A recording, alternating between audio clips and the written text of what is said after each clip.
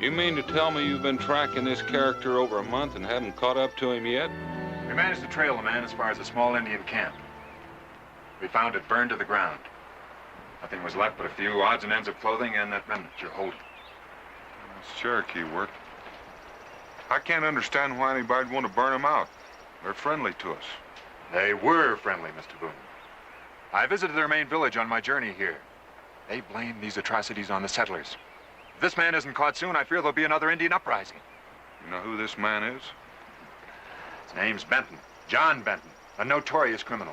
Wanted for murder and for sale of powder and guns to the Indians. Never heard of him. Well, that's because you haven't visited the colonies lately. He's well known there, especially in taverns. He has a reputation as a drunkard and a brawler. Well, what is it you want of me? We've hunted this man for weeks without success. Every time we get him cornered, he vanishes without a trace. I have here a letter from the governor requesting your services. This man must be apprehended. The governor seems to feel that you're the only one who can do it. It's very nice of the governor. I might add there's a substantial price on Benton's head. I won't hunt a man for money, Mr. Chadwick. I beg your pardon. If you accept, Mr. Boone, I've been authorized to offer you whatever aid you may require. This is a matter of great urgency. If this man isn't caught soon, I fear a great many other people will be killed. That's the crux of the matter, Mr. Chadwick. And as a matter of fact, I can't overlook a letter from the governor. Does that mean you'll undertake it? Well, it's not exactly the kind of hunting I prefer, but, The governor will be very pleased. When would you care to leave? it won't take me long to get ready. Excellent. I'll wait for you at the inn.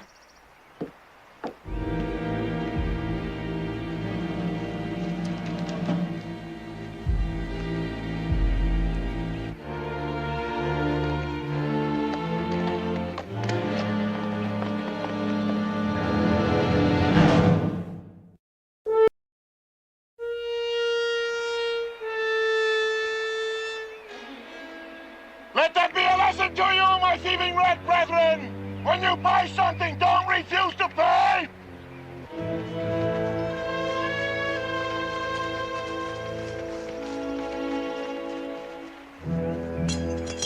Anything there worth carrying away? Well, only a few furs, but they look to be prime. Enough to teach them not to cheat an honest merchant. An honest merchant? Hey, did you hear that, Hawks? I heard it. Mr. Benton, you're a funny man. I'll bet 4 out of 5 of those rifles you pawned off those Indians will blow up the first time they're fired. Make it 5 out of 5. Hawks, you insult my business ethics. Those rifles were in excellent condition. Slightly old, perhaps, but still in good condition.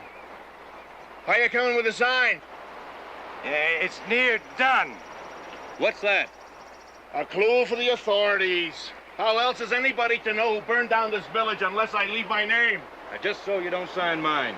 Hawks, you're a dishonest man. You're a criminal who refuses to be identified with his crime. That shows a lack of pride, whereas I am honest. Why should I let someone else take all the bows for my misdeeds? If you want my opinion, If I ever want your opinion, Pike, I'll tell you what to say. I think you're crazy. Genius has often been mistaken for lunacy. It's done. How do you like it? Oh, your printing could be better, but at least you spell my name right. All right, let's get out of here. I can't understand why I'd want to leave his name. It's an impertinence, Mr. Boone. This man is an unbelievable braggart. When he was in prison, he boasted that no jail could hold him. Well, apparently that's true. He now brags that no one will ever catch him. I'm beginning to think that's true, too. Sounds like a real interesting fellow. Oh, he is. But he's also very strong and very dangerous. They say he can bend a gun barrel with his bare hands. Now, that's a pretty good trick. At this point, I'd believe anything I heard about him.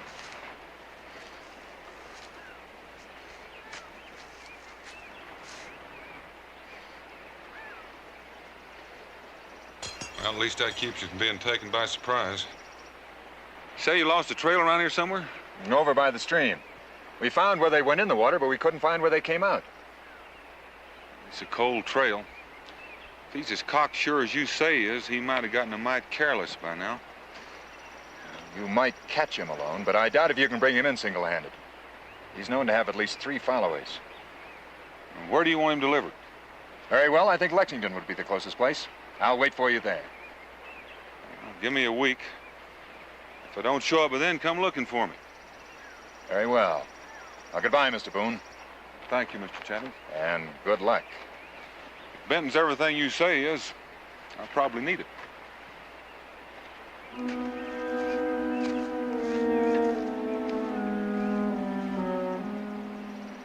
If I remember right, this Benton was a drinking man. Well, you still ain't told me what you're gonna do with all this whiskey. Well, it comes in handy for starting fires. Now, what kind of an answer is that?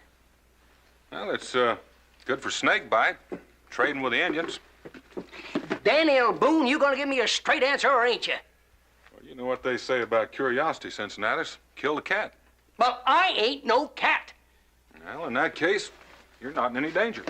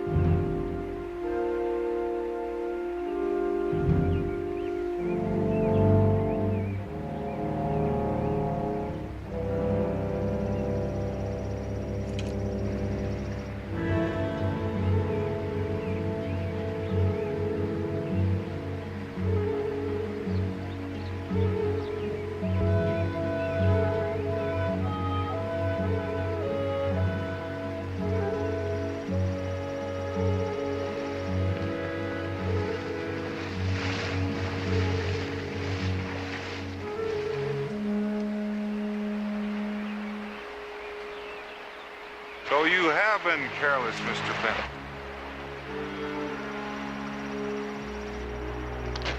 Whoever said this stuff was fit to drink? Nobody. It was intended solely for washing purposes and for putting under bridges. Are we out of whiskey? What do you think I'm drinking this water for?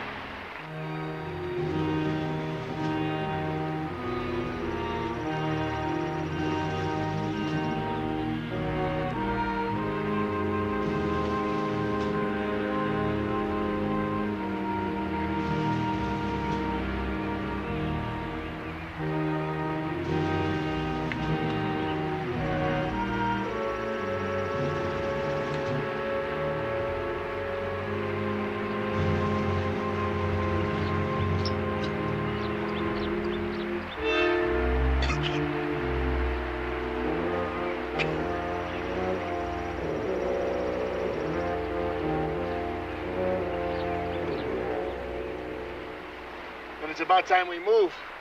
As soon as I can find a place we haven't been run out of. We wait here that long, we'll... Listen! Shh.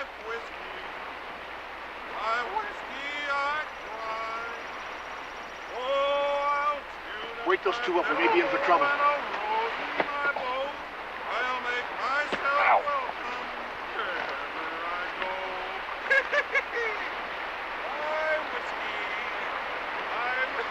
What are we doing way out here?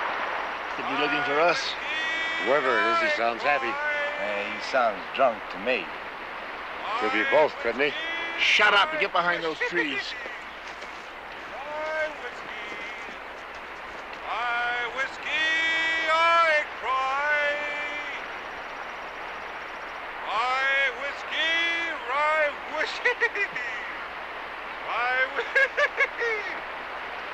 Hey! Anybody here? Yes, there's somebody here. He's got a rifle pointed right between your eyes. That isn't very neighborly. It isn't meant to be. Now drop your rifle and put your pack down.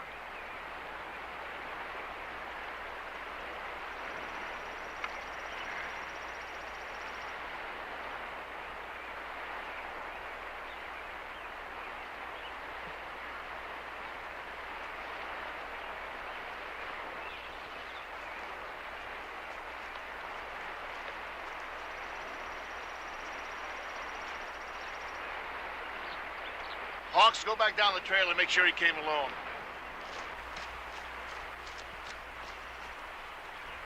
You got some sort of suspicious nature, haven't you? Just cautious, friend. Now, would you mind explaining what you're doing here? Hey, be careful with that pack. I've got some wet goods in there and hate to get broke. Now, what was you saying? I asked you what you were doing here. Well, I just saw your fire from back a ways, and I figured I'd come over and be sociable. Sort of far afield, aren't you? Yep. I set out to sell a little whiskey to the Indians. I found out that they're not too friendly at the moment.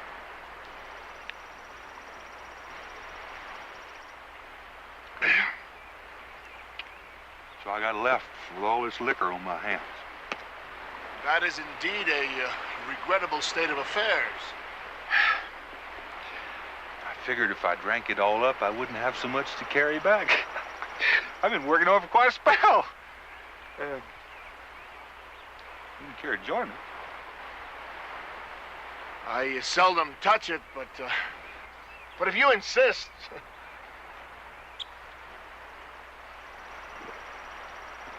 It's not much for taste, but it's real long on authority.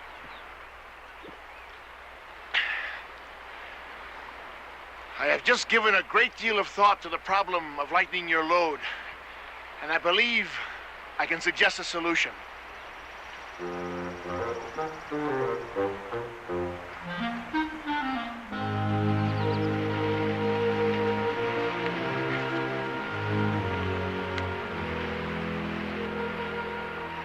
I am about to make a speech.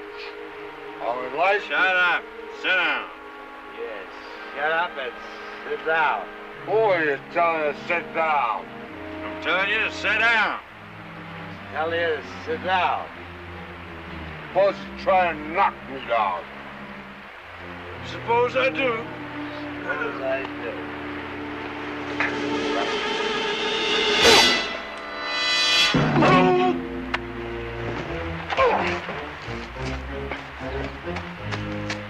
You'll have to forgive them, Boone. Mr. Boone. You see, they're not accustomed to drinking. Oh, well, that leaves all the more for you and me.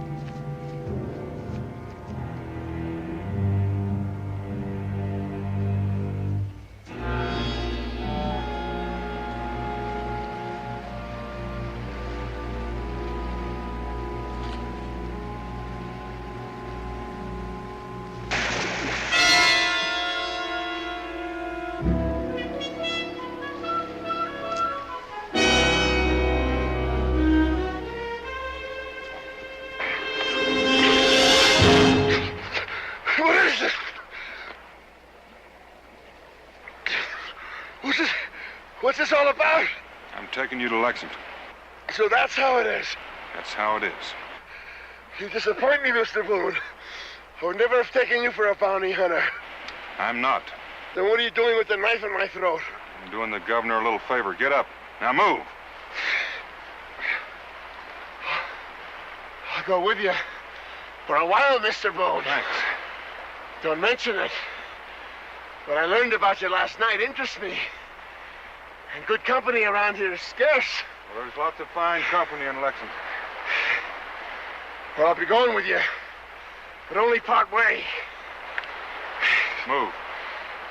My head. Why don't you do me a favor and shoot me? Now, don't tempt me. Move!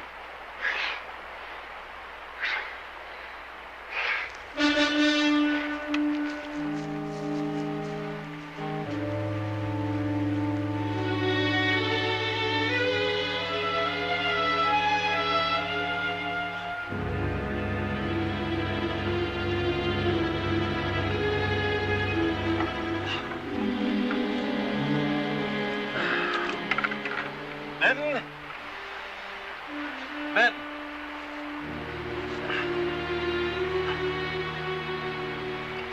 Get up, Benton's gone. Good morning, Mr. Hawks. Well, Mr. Chadwick, well-known bounty hunter. What are you doing way out here? Following my calling? You take my advice and follow it someplace else. You're here when Benton gets back, he'll eat you alive. Benton's not coming back. What do you mean he's not coming back? He's on his way to Lexington with Mr. Boone. You mean Boone's a headhunter like you? That's right. I know about that. Seemed like a real nice fella, too.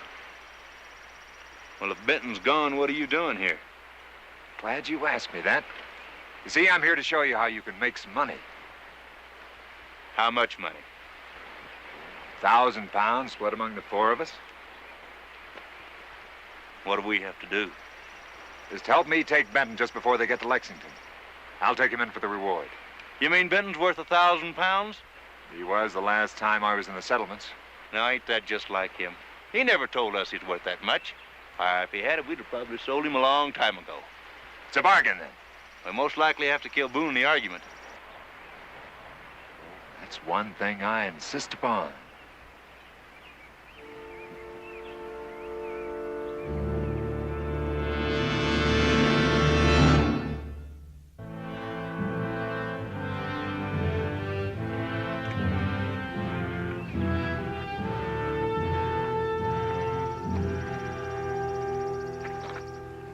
Expecting somebody? Your friends may have figured out what's happened. They'd hate to lose me. You see, they've become quite successful thieves under my leadership. It's what I've heard. Keep moving. Don't push me too hard on this little trek or I'll call my friends in. The last time I did, they skinned the man alive. All it takes is one little yell and they'll come running. Well, you won't be much use to them dead. Now, would a noble type like you really shoot a man who's tied and unarmed? I don't rightly know for sure.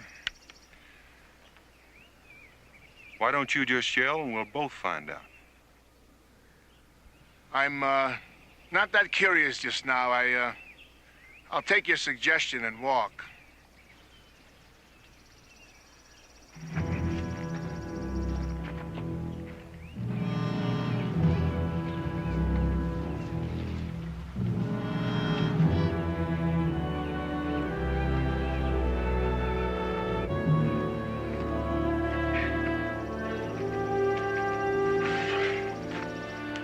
I don't know about you, but I'm getting hungry. Well, it's that time of day. Let's eat.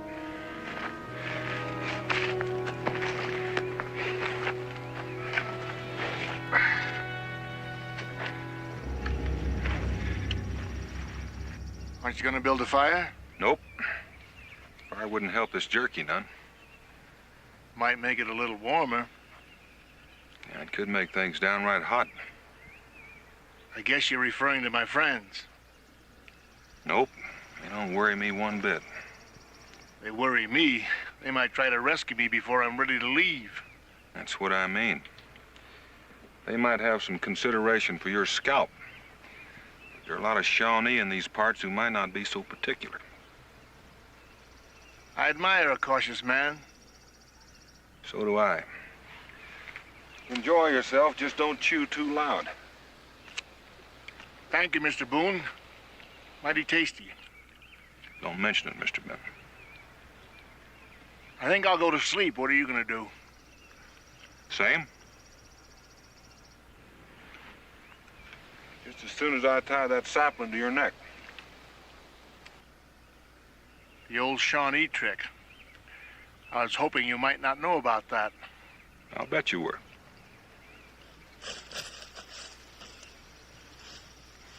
You better pray that's not your friends. You'll be the first to go. Yeah.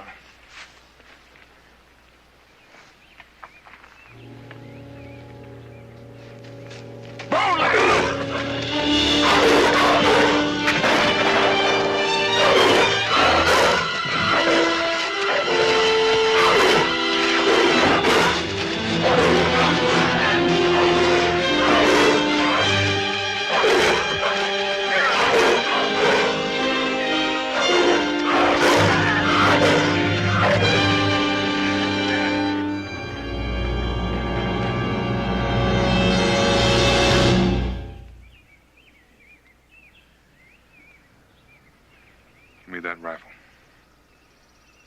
Hey, Benton! That you in there?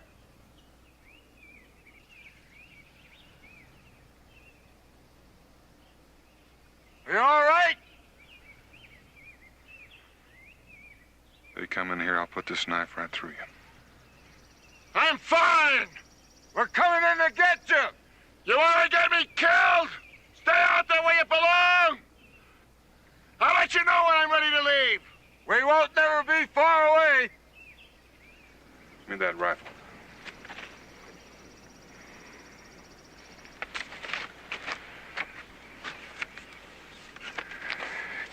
Can we get some sleep now? Nope. We're gonna make many more miles tonight. If you're not careful, you'll walk me to death and you'll never get me to Lexington to hang. Move.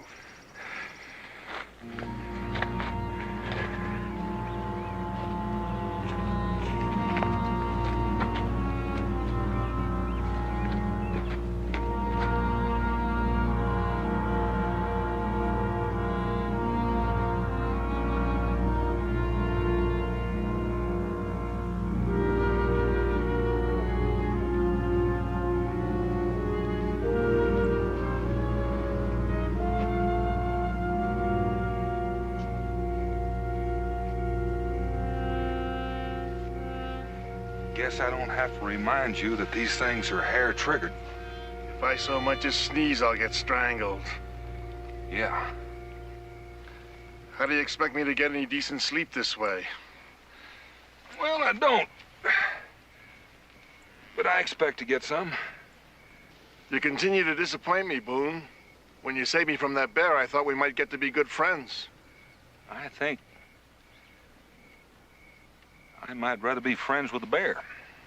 You know, friend Boone, when the temperature changes at night, these things sometimes release themselves. Yeah. I hope we don't have an early frost. Don't you? I'm hoping. Believe me, I'm hoping. Well, pleasant dreams.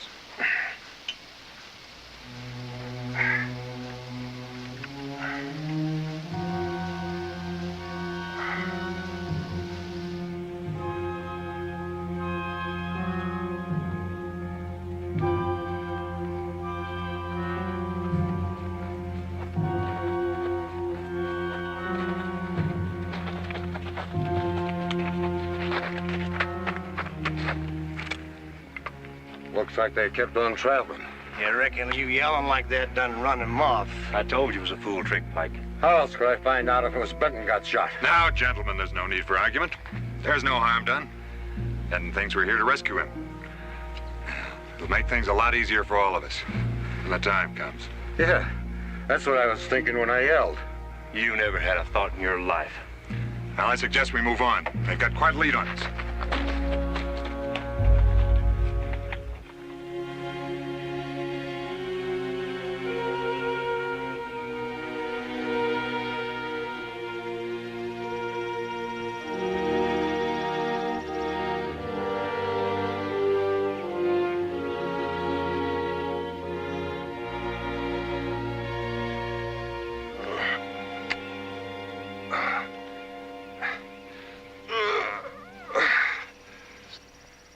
Sleep well? I slept like a log. How about you? Tossed and turned all night long. Couldn't have been the jerky. Cut me loose from this thing, will ya?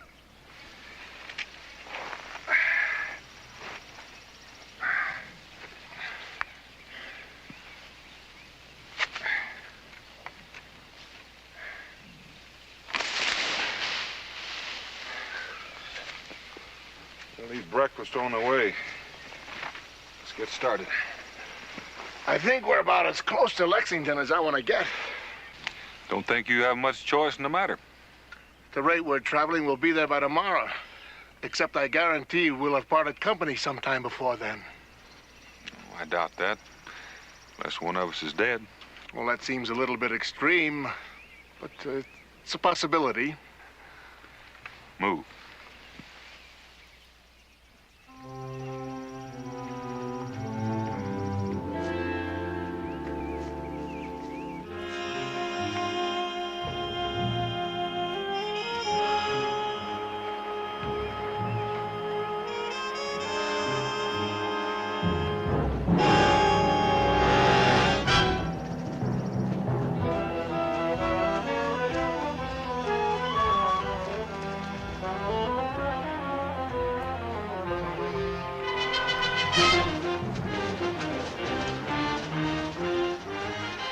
Shawnee.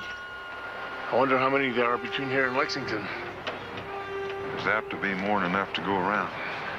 You sure you still want to go to Lexington? I hear New Orleans is nice this time of year. Lexington.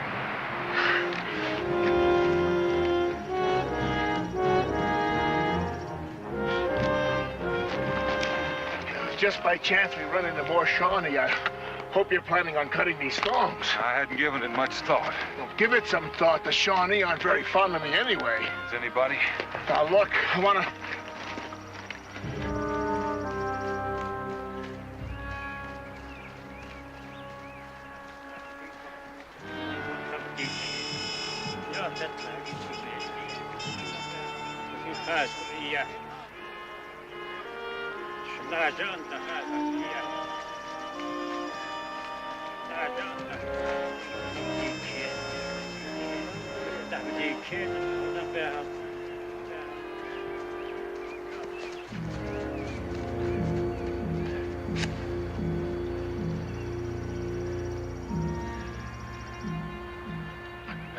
I never knew there were so many Shawnee in the whole territory.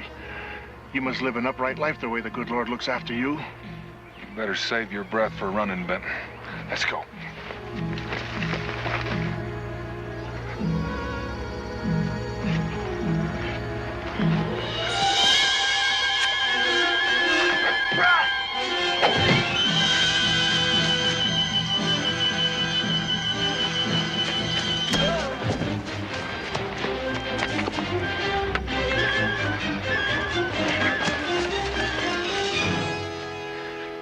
Lucky you got hit in the arm.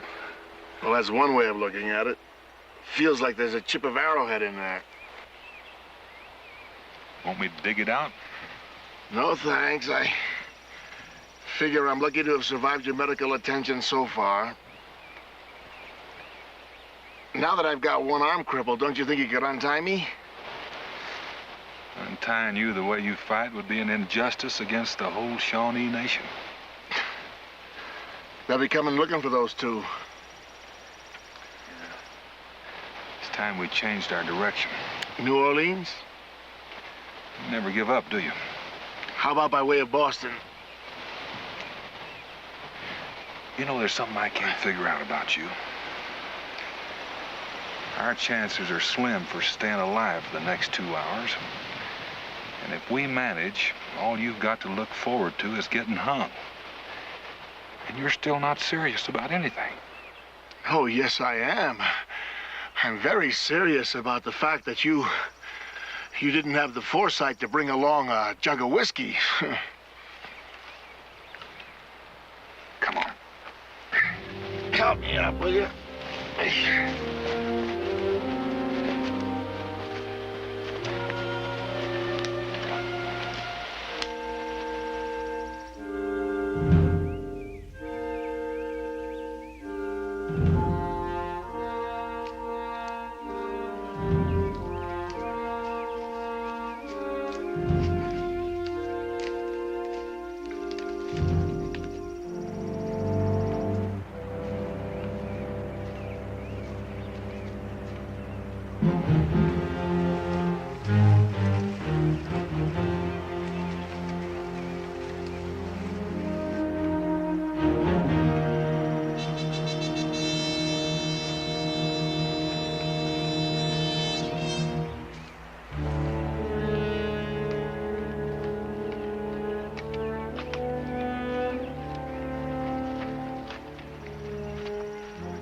We must be getting closer. This buck ain't even stiff yet. You don't think the Indians could have captured Boone and Benton yet, do you? Indians never leave their dead. Sooner or later, they'll come back looking for these two. Yeah, when they get here, I figure to be long gone. All right, there's no time to waste. Let's move along.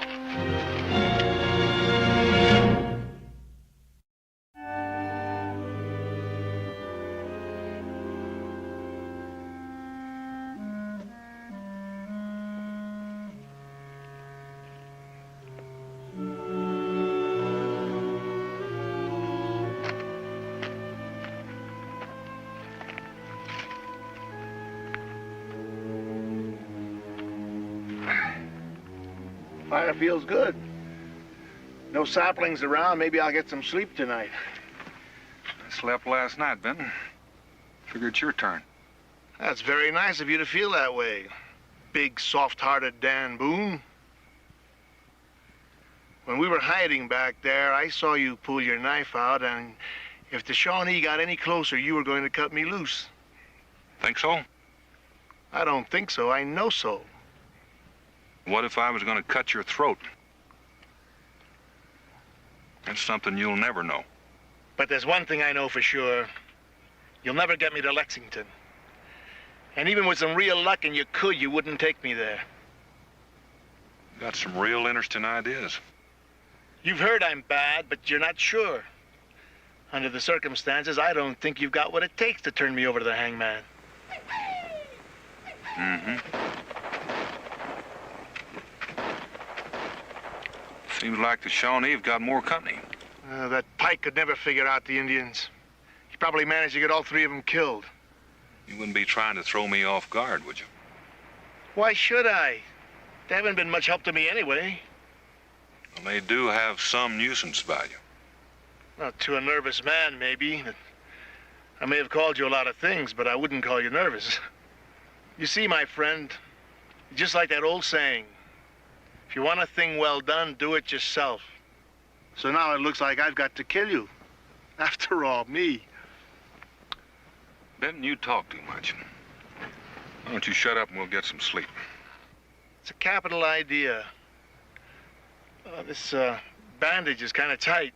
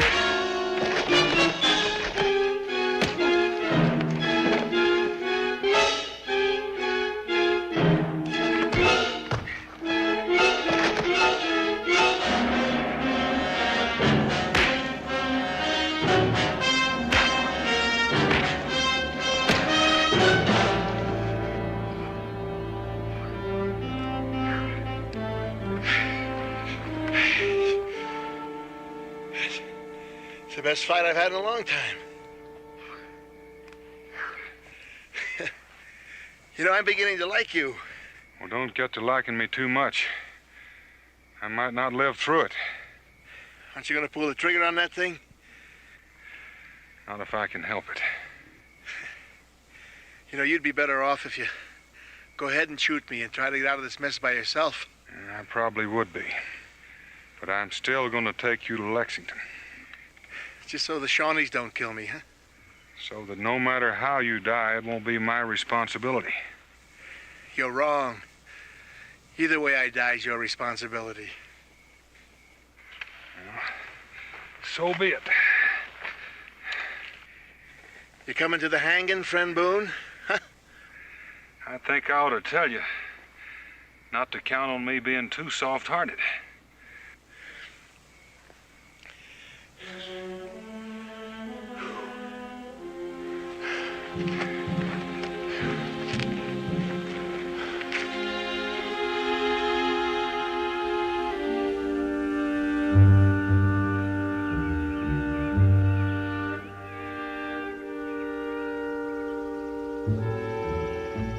Morning. Good as can be expected, I guess. And let's get started.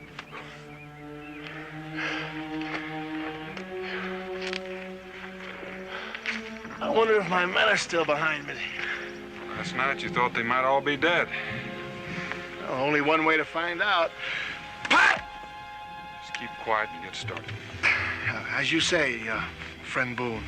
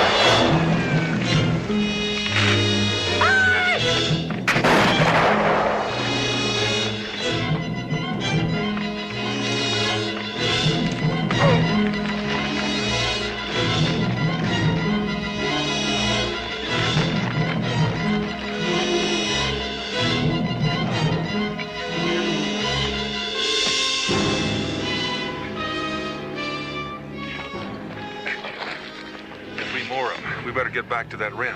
You didn't have to come down here to help me, you know. Maybe I'm getting soft-hearted. Come on.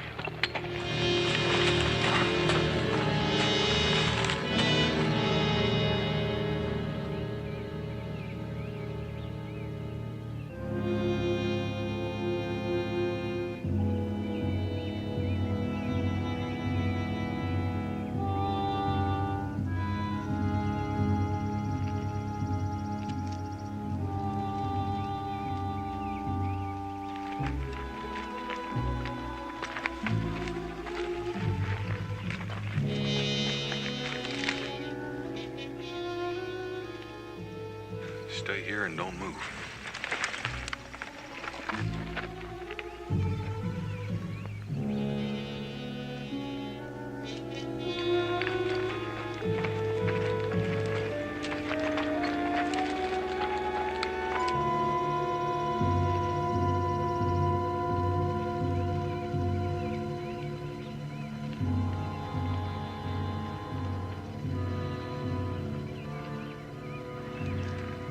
More of them coming up this side.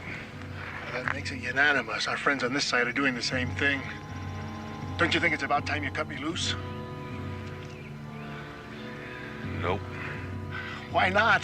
I can't fight half as well with my hands tied. There's too many of them for us to fight if we can help it. I think we can.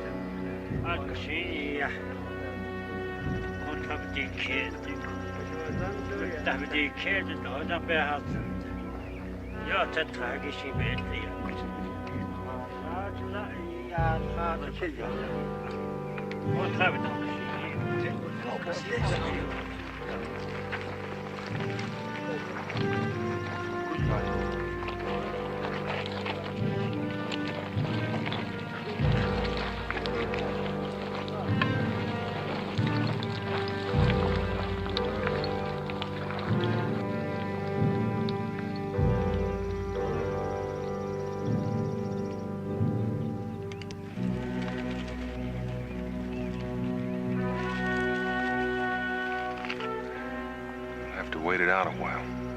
Suits me. I'm in no hurry to get to Lexington.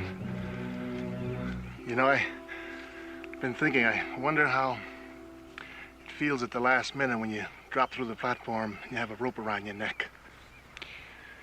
I've been doing some wondering. About getting hung? About when those two Shawnees came at me, you could have let them take me. Well, I thought about it. I figured I better clout them or you'd shoot me first and take them on second. I don't think I had that much time. Well, back on the mountain there, you got me out of a pretty good fix. I reckon we were even on points. To be truthful, which I seldom am, I don't know anybody who deserves this kind of finish any more than I do. I've never done anybody any good. That's what I hear. But on the other hand, if I had to do it all over again, I know I'd do the same thing. Yeah, I've been meaner than any 10 men, but I've had a lot more fun.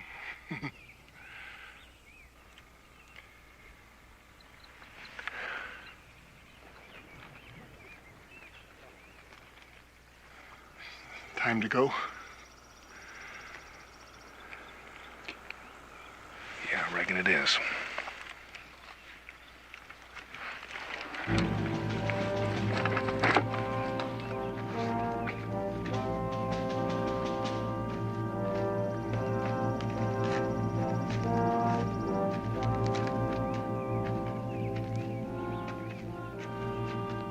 Lexington is just over the hill.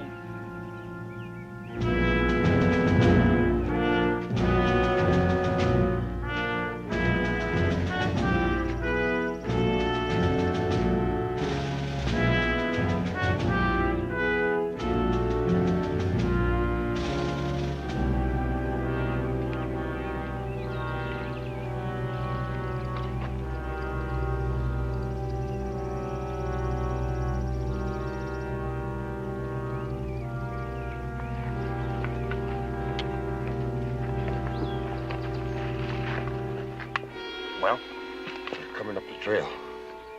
That's a relief. I was afraid the Indians might have taken them. I suggest you gentlemen stay out of sight until you're needed.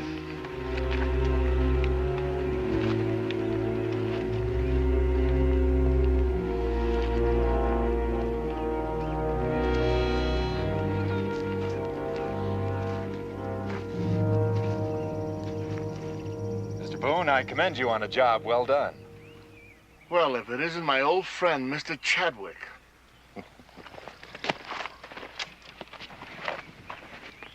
You know him? Oh, Mr. Benton and I are old acquaintances. I should have killed you a long time ago. That was your error. All right, Mr. Boone. I'll take over now. Well, you're welcome. I never liked this from the beginning. So long, Ben. You mean you're going to turn me over to him? If he says so. But you told me you weren't a bounty hunter. Well, I'm not. Well, Chadwick is. That letter from the governor, Mr. Boone? My personal touch. You see, I couldn't capture Benton by myself, so it became necessary to enlist both of your services. Hold it, Boone. They got 3 rifles pointed at you. Drop your gun. Good man, Hawks. Now cut me loose so I can take care of Chadwick. Well, now maybe I ought to explain a little. Explain what? See, when Chadwick there told us what you was worth, You sold me down the river. I should have expected so much. It's like we both been lied to, friend. Does it that? I'll take Benton in and get the money. You 3 can dispose of Mr. Boone. Just a minute.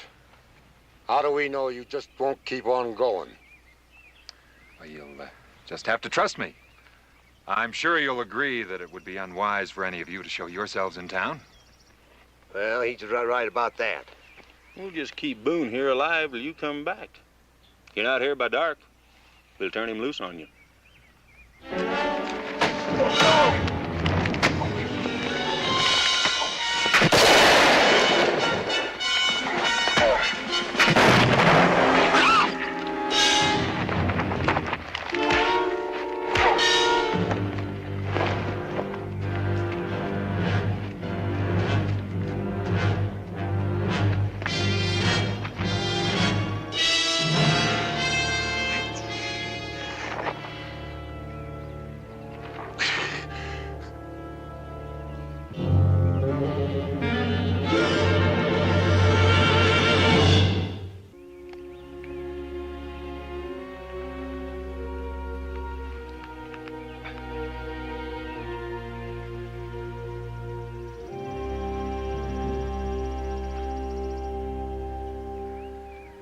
Don't you think it's about time you cut me loose?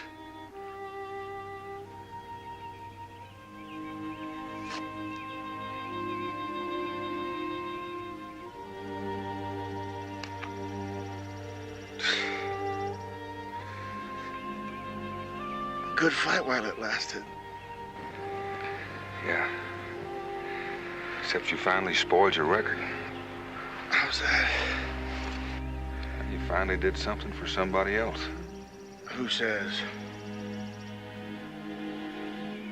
You got yourself shot trying to help me.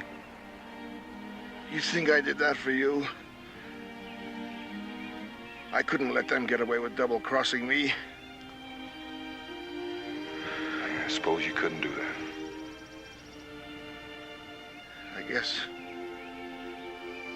I guess I won't get hung after all.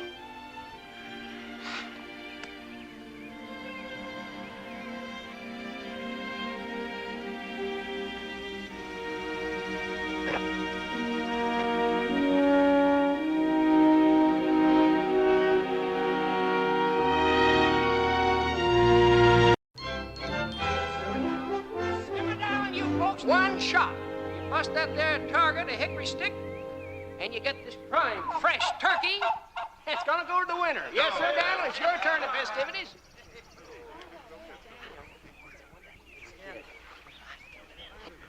We know you can do it. Dead shot, right smack dab on the target. And I declare the winner of this prime, fresh turkey to go to... May I compete, sir? I should appreciate the chance to try my skill. I fancy some turkey. Well, sure thing. You're right welcome. I thank you. But you ain't got no rifle. Well, you can use mine. No, thank you. I'll use this. What's that for, mister? Mosquitoes? You ain't serious. You really gonna shoot with that thing? Well, certainly. I'll split the remaining half of that twig. Well, the target's yours. Good luck.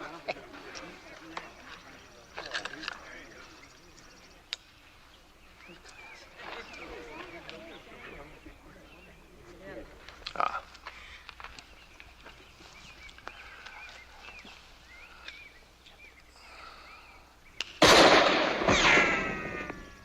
I've never seen shooting like that. Well, you win the turkey. That was mighty fine shooting. My name's Daniel Boone. Thank you. My name is Burr. Aaron Burr. Aaron Burr. Vice President of the United States? Ex-Vice President.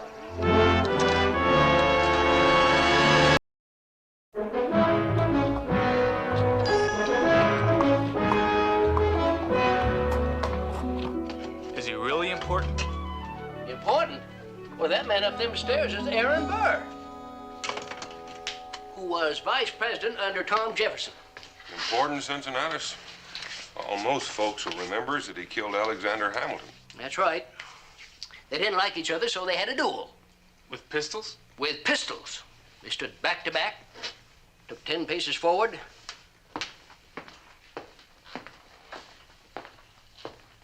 turned and fired. And Mr. Alexander Hamilton fell dead. That was a fair fight, according to what Cincinnatus says. Just one thing I can't figure out. What's that? What's the ex-vice president of these United States doing in Boonesboro? What's he doing in the wilderness? If you please, gentlemen, a little more hot water for Mr. Burr. Right away. Coming up hot. Well, now, you never jumped so quick or worked so fast for Cincinnatus before. Well, we never had no vice president of the United States here before. Besides, no one ever knows when opportunity might knock.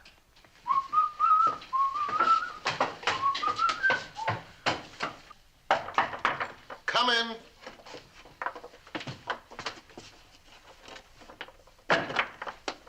On the table? Yes.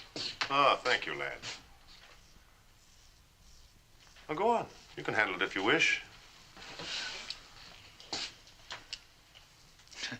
A rich man's gun. Have you ever fired one?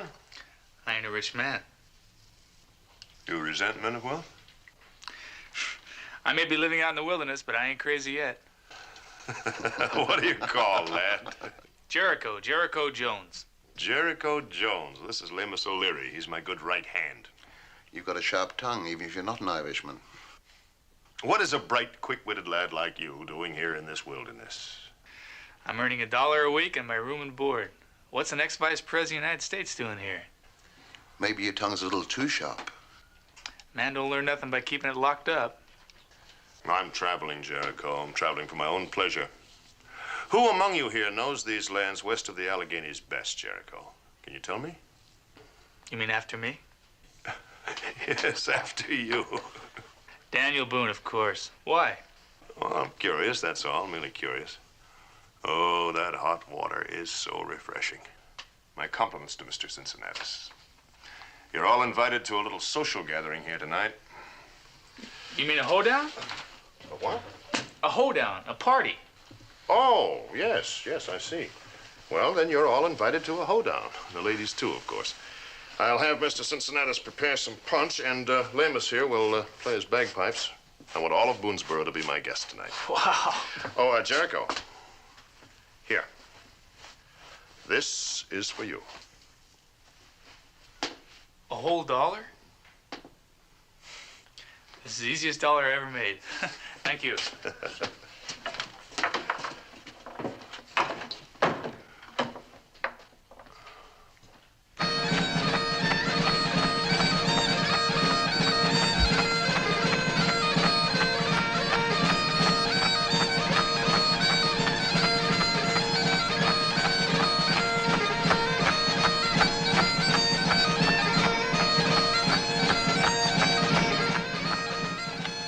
Would you look at him? Just look at that Aaron Burr. Just look at those boots.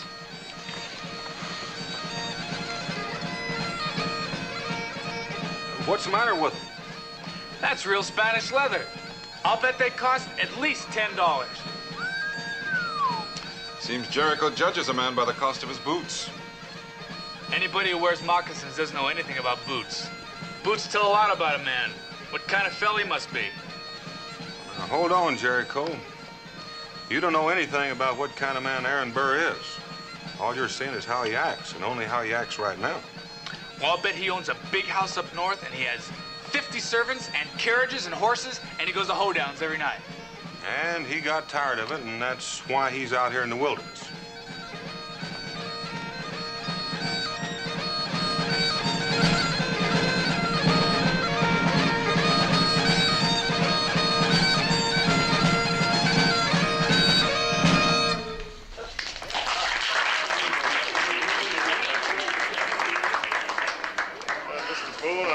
Thank you for permitting me the pleasure of dancing with your wife.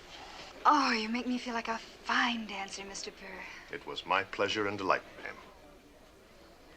Now, why can't the men of Boonesboro be as gallant as that? Well, I guess we just have limited talents, Becky. I guess I'd better help the ladies with the refreshments. Excuse me? May I offer you gentlemen cigars? Well, thanks all the same. Thank you. Much obliged. Mr. Boone, I wonder if you and I might step outside for a breath of cool air. I have something I'd like to discuss with you. Well, talk never hurt anyone. Might prove to be to our mutual advantage as well.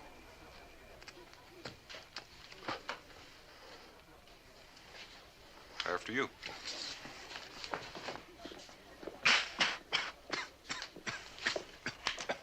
Jericho, reckon you ain't growed up enough yet to smoke them rich man cigars. Well,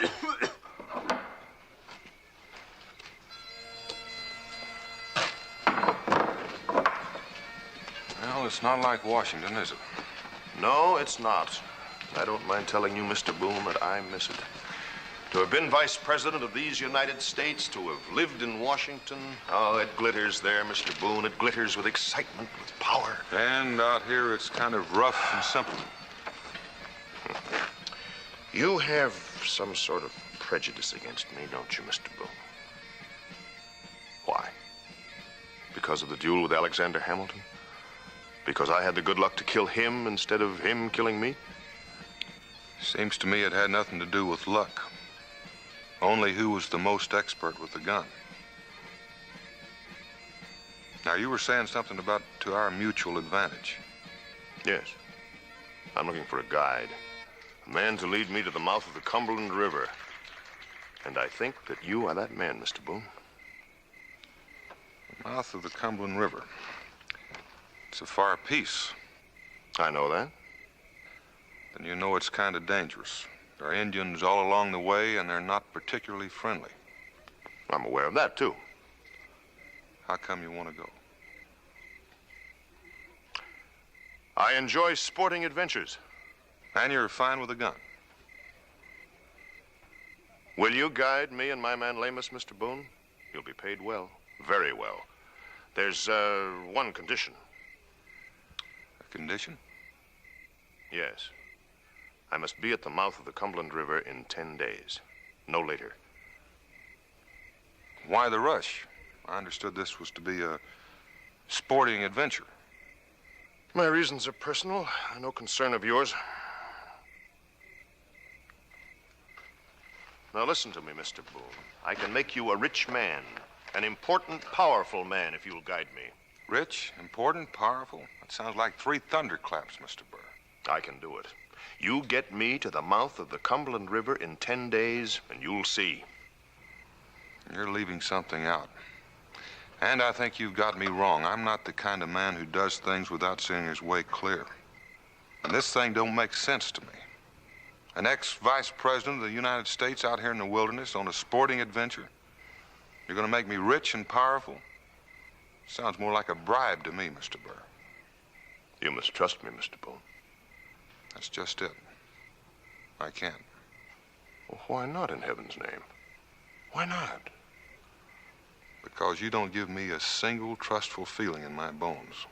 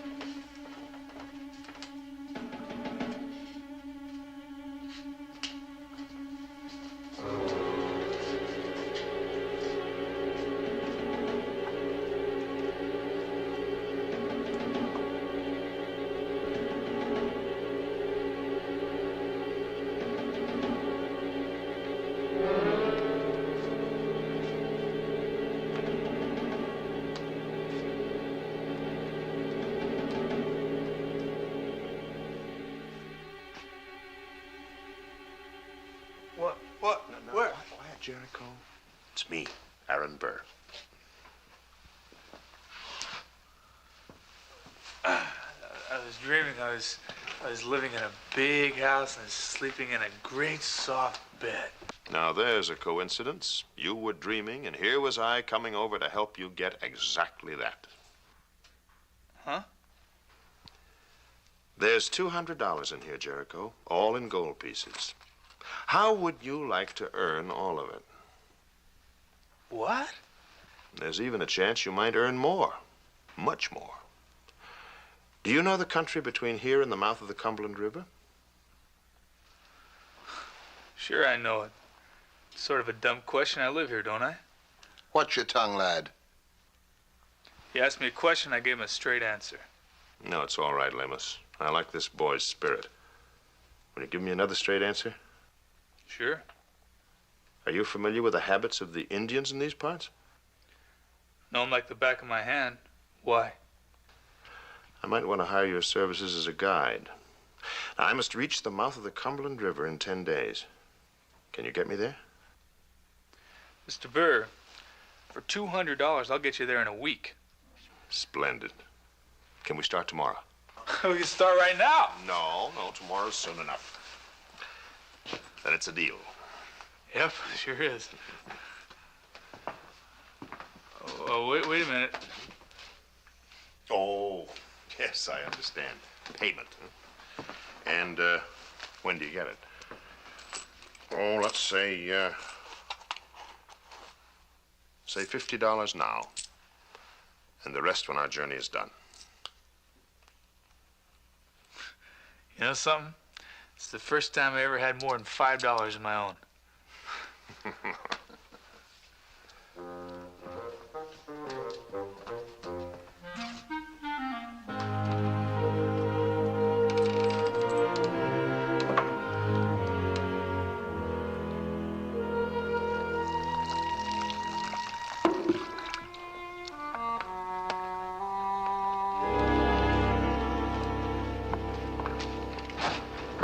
It seems to me a fellow give a man notice before he quits. I gave you notice. 2 hours. Now, look, I gotta go to Richmond for goods, and I gotta have someone in here to take care of this place while I'm gone. Let go, Cincinnatus. I got things to do. Please. Let him alone, old man. We've got no time to waste. Well, why don't you just mind your own business? You think I'm scared of you? That's enough, Lemus. Better watch yourself. That old man's a tiger when he's riled up. You going somewhere, boy? I took a new job. It's no concern of yours. Oh? You hiring Mr. Burr to guide you? It's a free country. I believe I can hire a man if I wish to, for wages. Well, Jericho, it's a long way to the Cumberland. And to do it in 10 days, that makes it even rougher. Now, how do you know where we're going? I turned down the job last night. Well, I'm not turning it down. He's paying me good money, big money. Jericho, I don't believe you've got the experience for this kind of trip. I got enough, and it's all learned from you. Don't be pig-headed, boy. Now, listen, I'm not staying here for $1 a week and living like a dog in a shed. I got a chance to get a big steak and get out of here. I got a chance to meet gentlemen, to learn other things besides how to skin a bear. That man's gonna pay me $200. You hear that? $200. And that's only a beginning, Jericho. There may even be greater rewards in the future. I take it you're doing this just for money. You're darn tootin'. Look at this place. Mud and dirt. And I'm stuck behind a counter selling ladies dry goods and doodads. I'm sleeping on straw, eating bear meat and grits. I'm living like an animal here.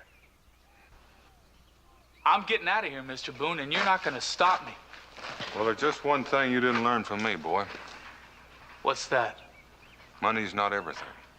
Can't you see that there's something wrong with this? I think you've said enough.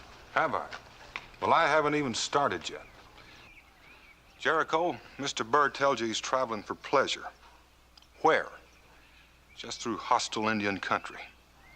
And that's not pleasure, that's dangerous. And he's in an awful hurry to get someplace, and he's willing to pay a lot of money for it. Now, anybody's bound to figure out that there's a catch to it. What's he up to, really? You're liable to get yourself into a pack of trouble. Now, you listen to me and forget the whole thing. Let the boy alone and get out of here, man. Lemus, why don't you go play with your bagpipes?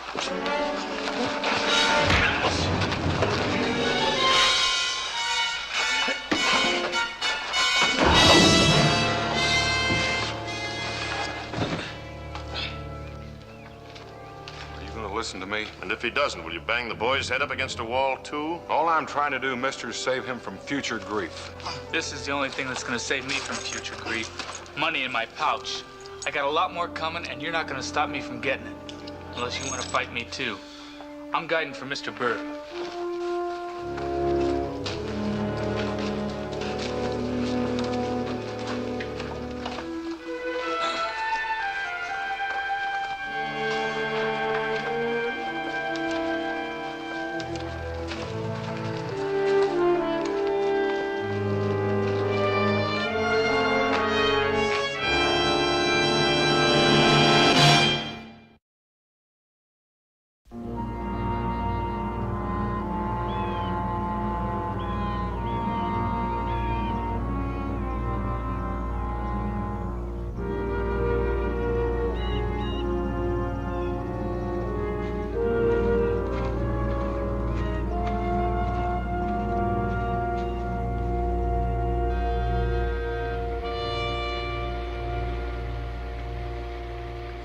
For the fearless Irishman, a story I will tell.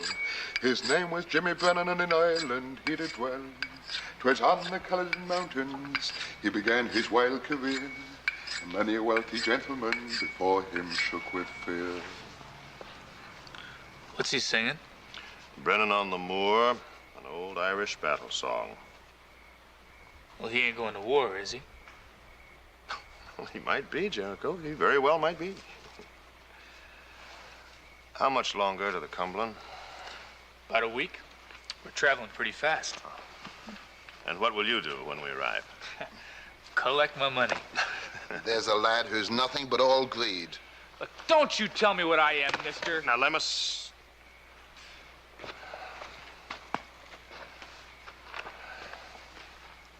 Jericho, now, I know that you want that money to become a gentleman.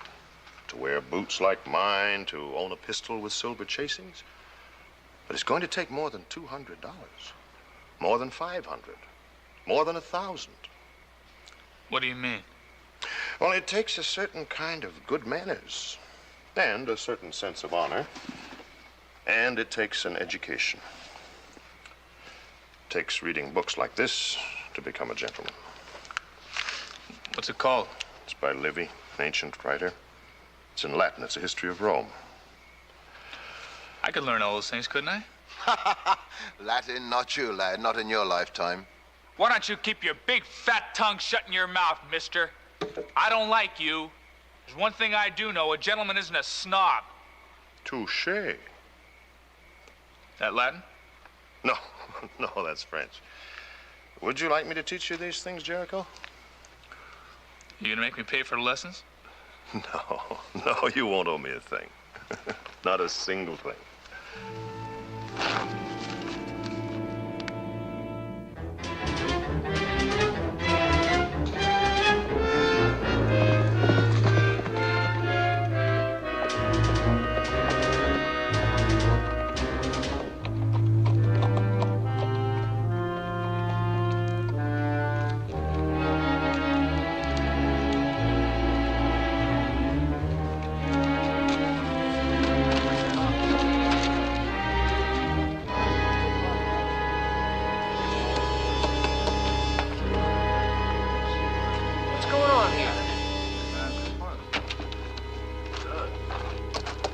Proclamation to all citizens.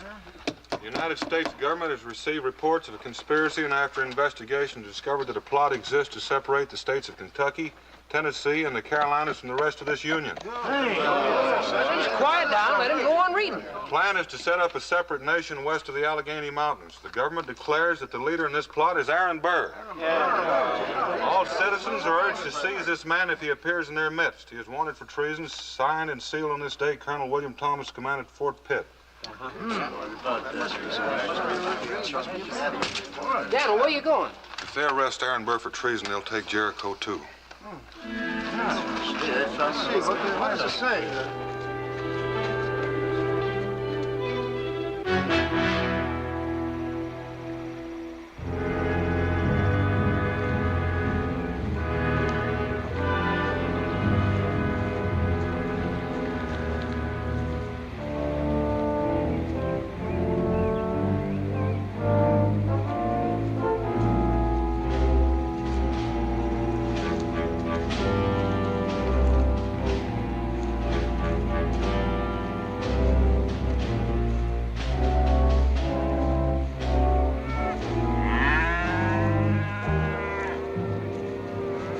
Send an advance party to meet General Burr.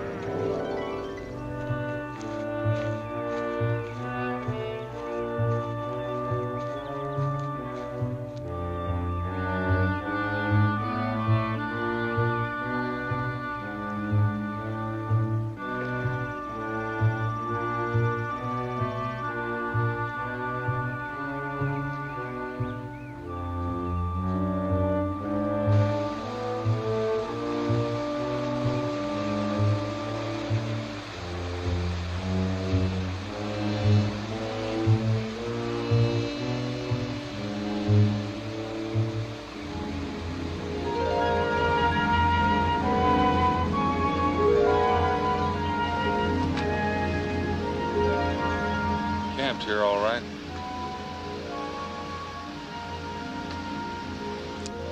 Not more than 2 days ahead of us. Well, what do you know? Somebody's been writing on bark with charcoal. That's Latin. Veni, vidi, vici. I came, I saw, I conquered. Somebody's writing Latin out here in the wilderness.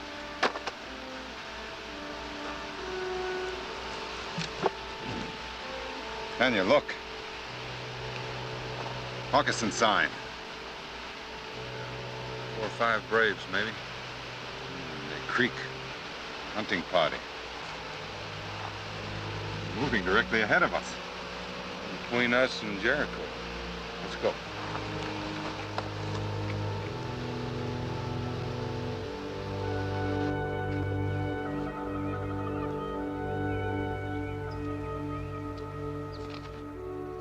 That is a pair of perfectly matched weapons, Jericho. They're English, and they were made especially for me. Here.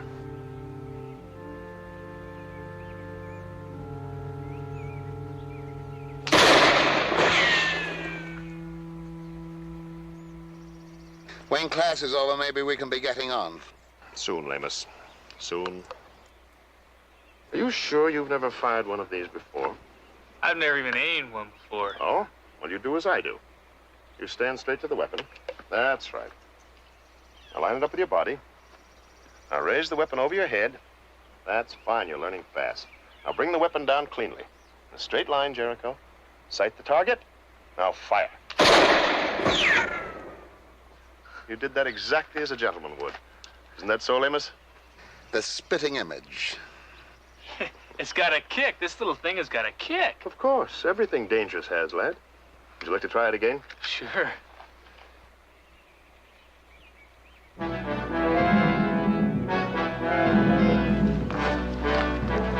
Indians! Get into the trees!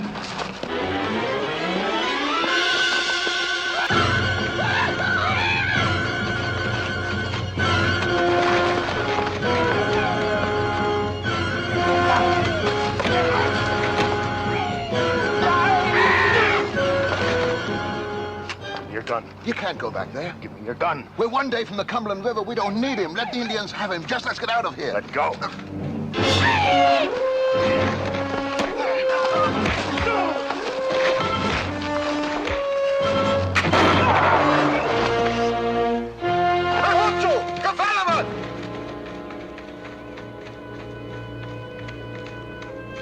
Are you all right?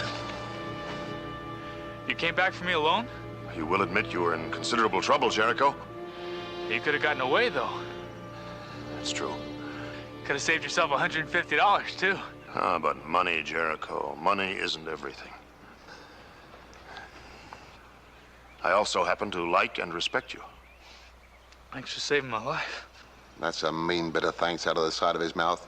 What, does it pain you to say it? I'm not thanking you, mister. You didn't come back. And I wouldn't. Your hide's not worth saving. You got a small mind and a mean soul. Now, it's all right, Jericho. I understand. You'd do the same thing for me, wouldn't you? The exact same thing for me? Yes, of course. Thank you.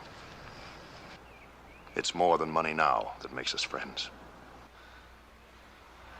And what are we going to do? Stand around here like it's a family reunion while the rest of the blasted tribe come after us?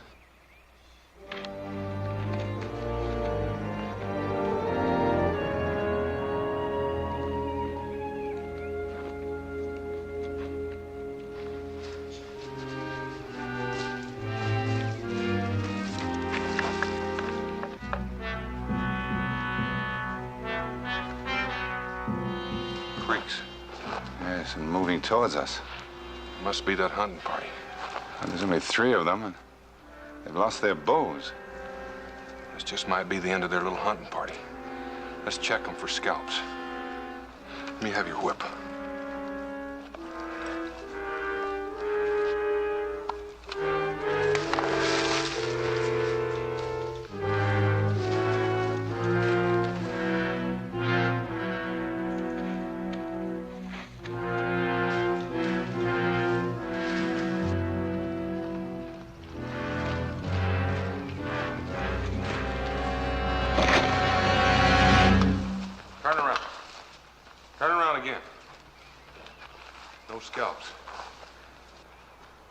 We're here in peace.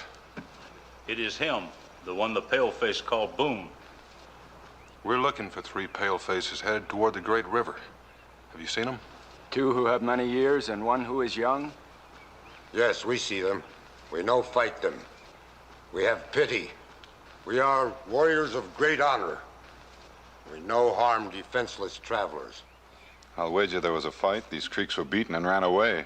It's got that sound. By now, friends of the great Boone must be near river. They must be with others who wait there. What are you talking about? Many already on river. Big war party of palefaces. They camp on Cumberland. They have many guns. And many boats. Other Creek warriors see them. Many men on Cumberland. Your friends are there by now. That sounds like an army camping on the Cumberland. Burr. They must be waiting for Burr. We'd better find Jericho, and quickly. That's a fact. We've got to stop Burr before he reaches his army on the river. I'll let you go if you'll promise to go to Fort Pitt and tell Colonel Thomas exactly what you've told me. Will you do it?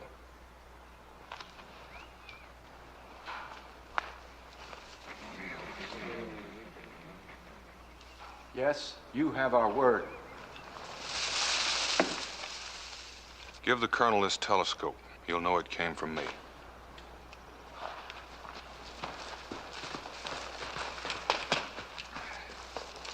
Well, the Creeks have been known to keep their word. Just hope they don't get lost.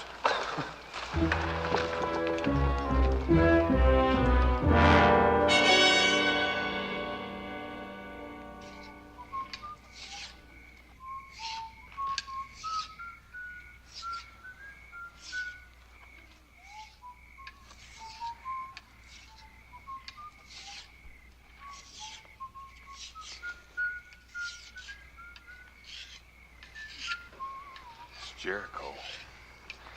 I recognize the tune. Oh, it's Jericho, all right. He's off key.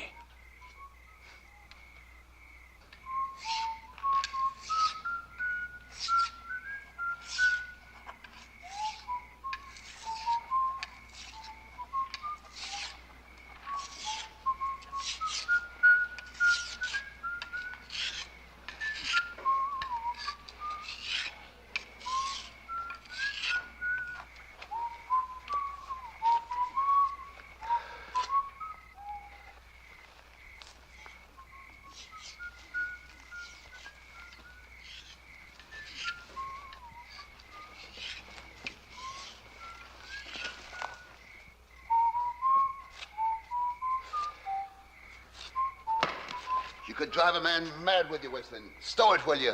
Lamus. Well, it's getting on my nerves, and I... Evening, gentlemen. Daniel. Jericho. I recommend you put that rifle down, Lemus. Well, this is a surprise. You're most welcome, Mr. Boone. Won't you join us? There's a little brandy and some coffee. We didn't come this far for a social gathering, Mr. Burr. We came for him. I can take care of myself, Daniel. I told you that back in Boonesboro. We've come to get you before you get yourself jailed or maybe hung as a traitor. What? Hung as a traitor. What the devil are you talking about now? Don't, unless you want to get yourself blown in two. Well, those were very unkind words you addressed to Jericho, Mr. Boone. Just what are they supposed to mean? What has the lad done? You're as slippery as a greased pig, aren't you? Don't talk like that to Mr. Burr. You're Mr. Burr, Jericho, is wanted by the whole United States for treason. There's a proclamation up and down the frontier signed by Colonel Thomas calling for his arrest. Treason? That's right. And what am I supposed to be doing that's treasonable? Plotting a war, separating the western states from the rest of the Union, planning on a private empire west of the Alleghenies. With 2 men? With Lamus and a 20-year-old boy? A man might need an army to do such a thing as that. You've got an army, Mr. Burr, waiting for you on the Cumberland. Boats, men, and arms. They were seen by the Creeks. I don't believe it. Did I ever lie to you, boy? Mr. Burr wouldn't do any such thing. Well, right now, I'm not so concerned about your Mr. Burr and his army. They'll get caught. But I am troubled about getting you out of here. Now, get your pack. I'm not taking orders from you now. Jericho, you can make up that money some other way. It's got nothing to do with money. Can't you understand that? Money isn't everything. Well, that's not what you said to me back in Boonesboro. So what? Right now, money has got nothing to do with it. I owe him something. He saved my life.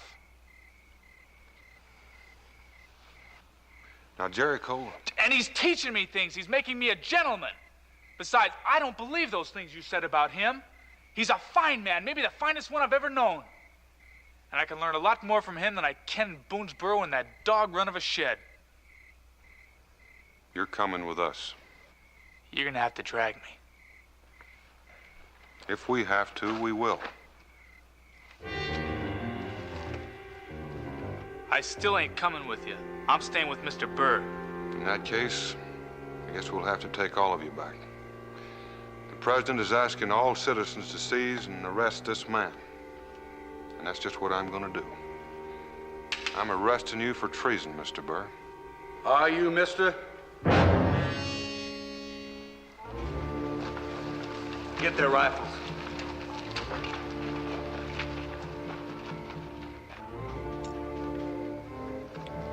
Thank you. You arrived just in time. We're an advance party, General. Come up to meet you. The rest of the brigade are waiting on the Cumberland. This is part of my army, Mr. Boone. I have 200 others down by the river. Do you know what you are, Mr. Boone? You are my first prisoner of war.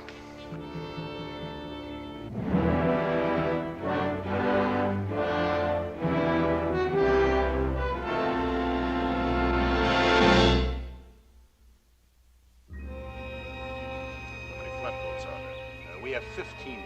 25. There are supposed to be 25. Yes, sir. We have 10 more coming down from Ohio, from Marietta, with volunteers. When will they be there? Tomorrow, the day after, no later. Then down to New Orleans, and we begin. That's right, General. I brought him some coffee. Well, now, that's the right gentlemanly thing to do. You don't look so good.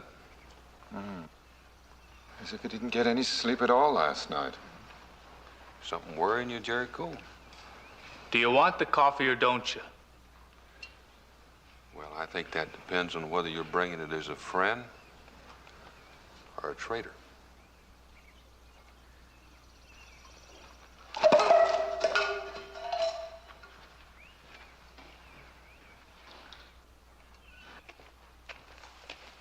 Oh, Jericho, the meeting's over, lad, so pack up. We'll be moving out soon. I want to talk to you. Well, no, later. No, now.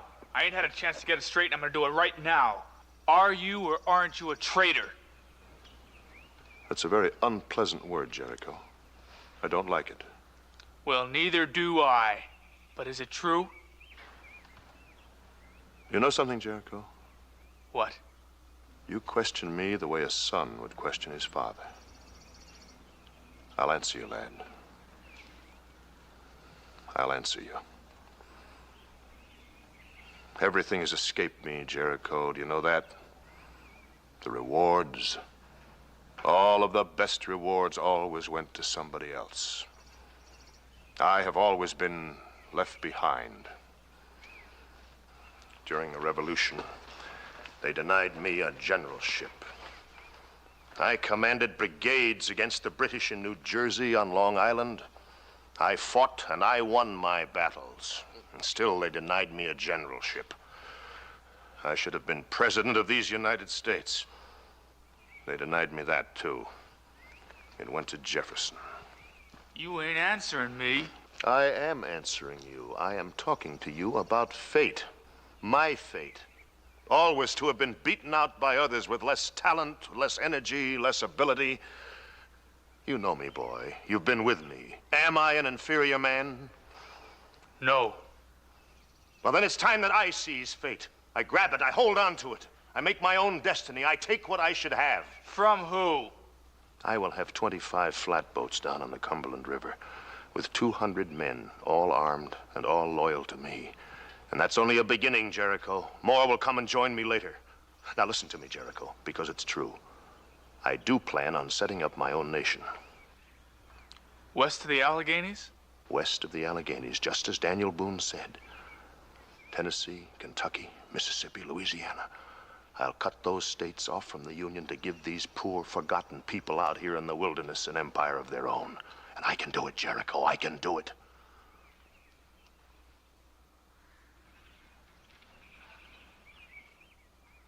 And Boone. What about Daniel Boone? I give you my word that no harm will come to him. Then you'll let him go right now. No. Not now. Later.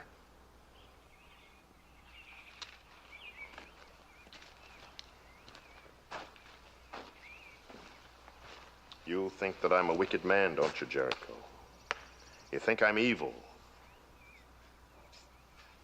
Well, if you want to go, we can settle up now.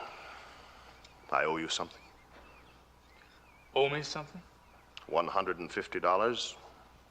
You may take it and go if you wish. But I'd rather you didn't leave, Jericho. We've become friends, haven't we? Yeah. I've a daughter, Jericho. I've no son.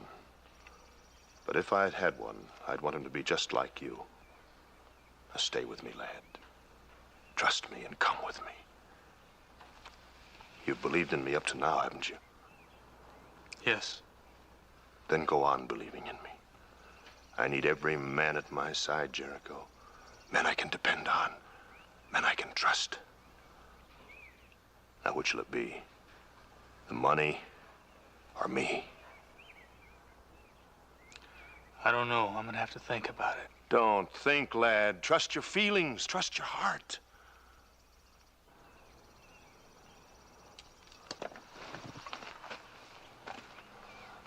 Well? Maybe you're right. Maybe I should follow my feelings. That's what I wanted to hear, Jericho. I'm glad. General! General! Troops, federal troops, coming up the trail. What? Yes, a big party of them. They found us. They must have overrun our men at the river. We gotta get out of here. You've got to escape. Go on. Get your rifle. Come on, move!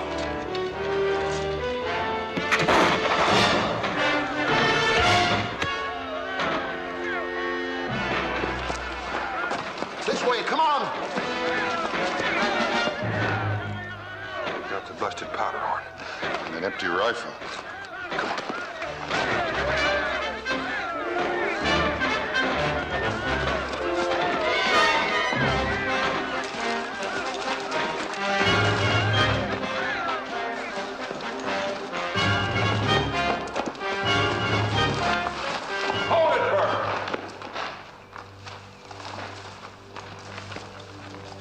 Drop it, Lemus.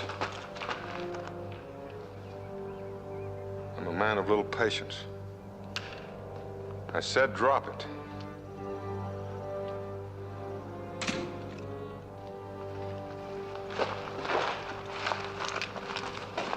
Now that's better, because this one's empty.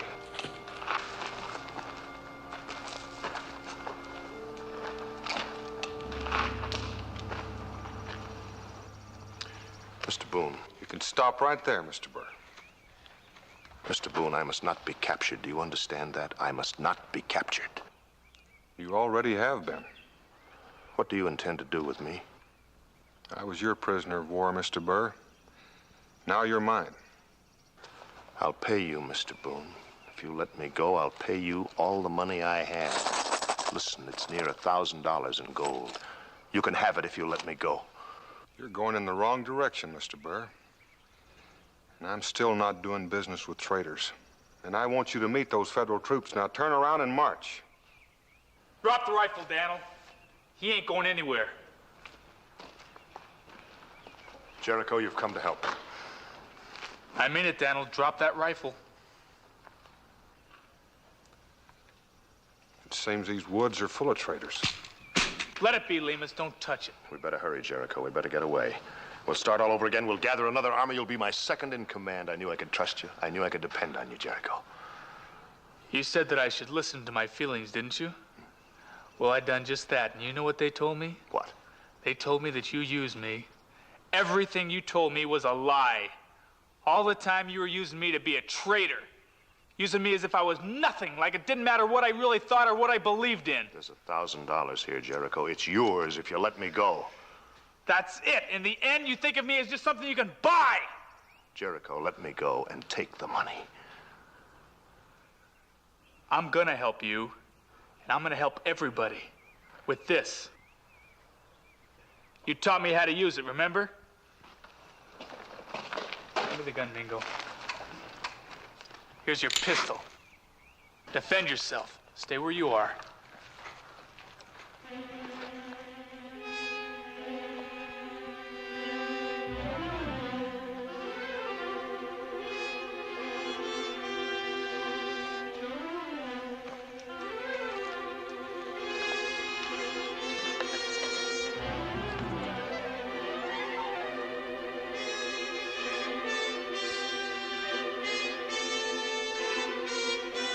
You ready?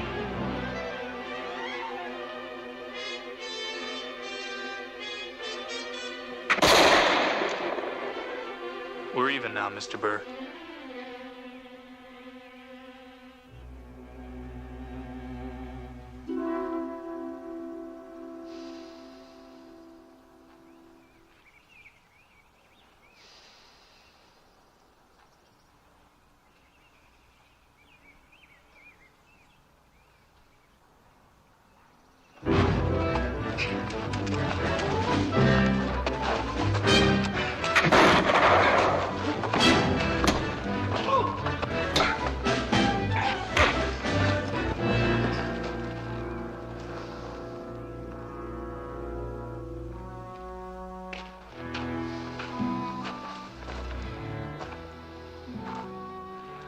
Where's Burr? He's gone. Run away from all his friends. I tried to shoot him, I just couldn't do it.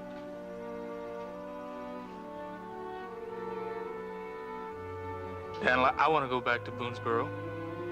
I want to go home.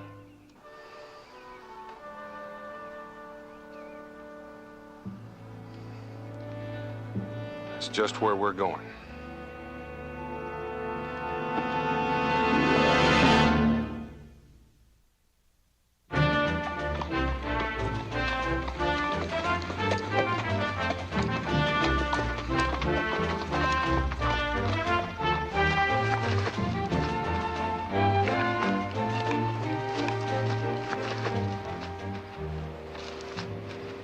That's Aaron Burr.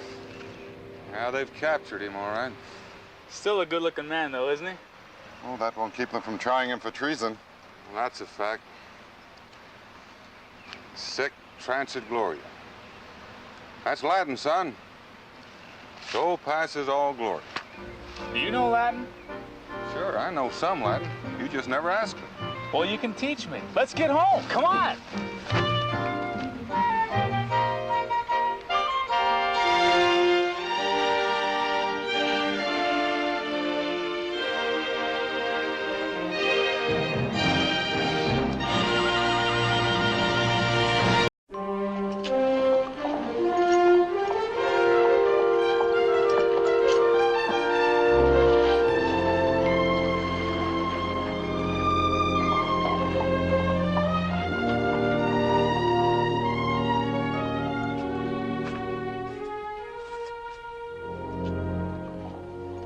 Mr. Boone, I find you a very difficult man to deal with.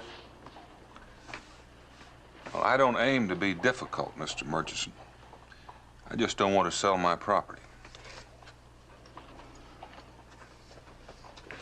Well, you realize, don't you, that the property you speak of is mostly wilderness. Now, you obviously don't have the capital to benefit from that potential. We have.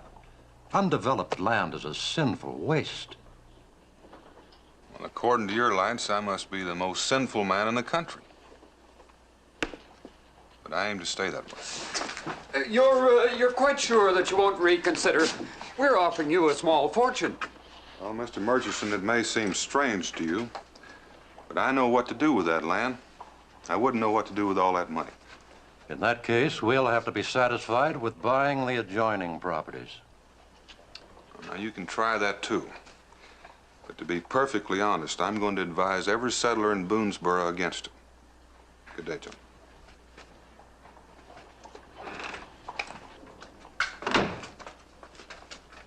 Do you realize that $1 million worth of timberland just walked through that door?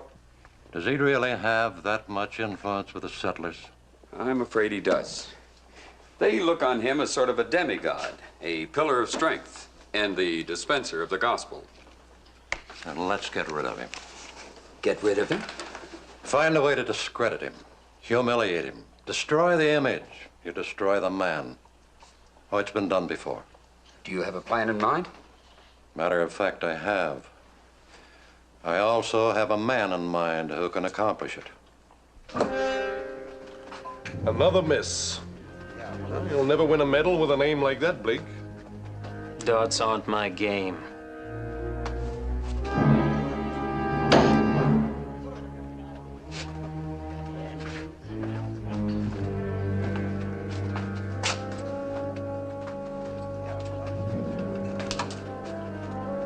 In my game, I'm still on top.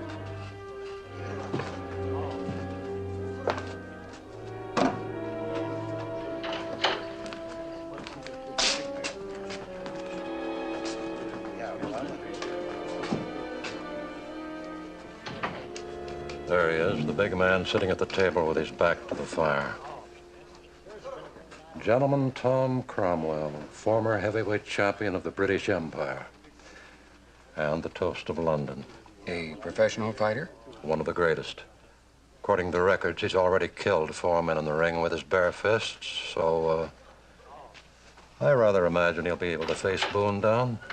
Surely you don't think that having Boone defeated in a fight will make him change his mind? Of course not. I merely want him there, in case Boone tries to interfere with what I have in mind. What makes you think he'll cooperate? Reason enough. If he refuses, I can have him sent to prison. Come along. Gentlemen, I'd like to have you meet my partner, Mr. Murchison, Mr. Cromwell, Mr. Blake. I have a job for you two. Oh, and what is it this time? I want you to help me close a land deal. It's a little out of my line, wouldn't you say? I rather think your talents will be equal to the task.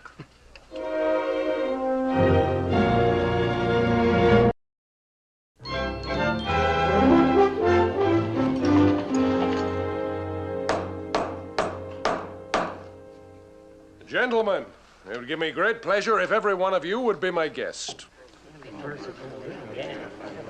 Landlord, broach a keg of your finest Jamaican rum.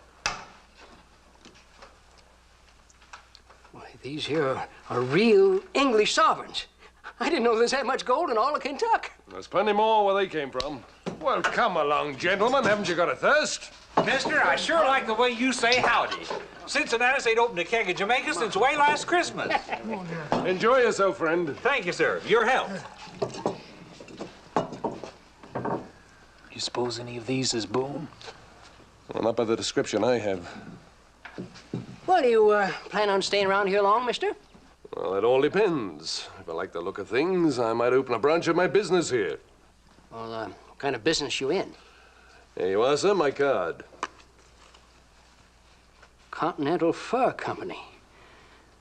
Buying or selling? I shall be buying. Well, any special kind of varmint? Well, not varmint, sir. Beaver. I shall buy all I can lay my hands on. You buy this one, mister? Well, that's what I call service. Now, did you really catch that beautiful thing all by yourself? Well, my sister helped me a little bit. Now, don't you go bothering Mr. Cromwell now, Israel. He ain't interested in no mangy old pelt like that. On the contrary, lad, I said I was buying beaver, and that's exactly what I'm gonna do. Blake, the money. Yes, sir. Right here.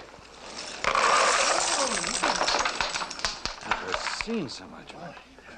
There you are, lad. A bright new silver shilling. And I think you'll agree that's a fair price. Criminally. Will you buy another one if I can get it, mister? Lad, I'll bring every one you catch. I better get out of home and set that trap again. Well, Blake, you better take good care of this until I can make arrangements for further storage. I'll unpack the traps and the other gear while I'm about it. Well, gentlemen, I'll leave the decision up to you. Perhaps you don't like my proposition. You mean to say you're serious about buying unprimed beaver skins? Well, certainly I'm serious. You see, the condition of the fur is unimportant for my purpose. Then, mister, you better stand steady and keep your money handy. Because when word of this gets around, I reckon you're going to see more beaver than you ever thought existed.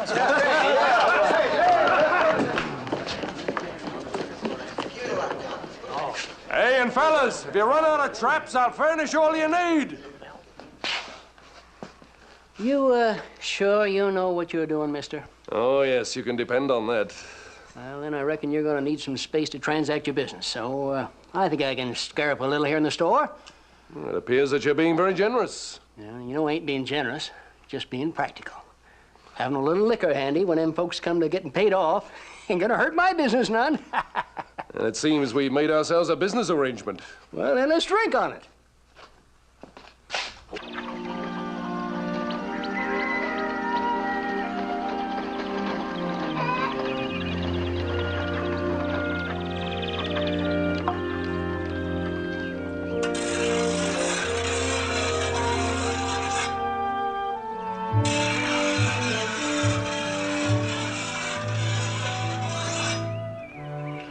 Sharp enough to suit you?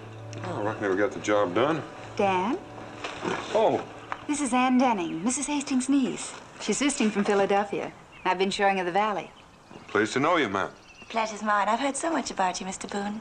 Will you be staying with us long? Oh, it's so beautiful, I may never leave.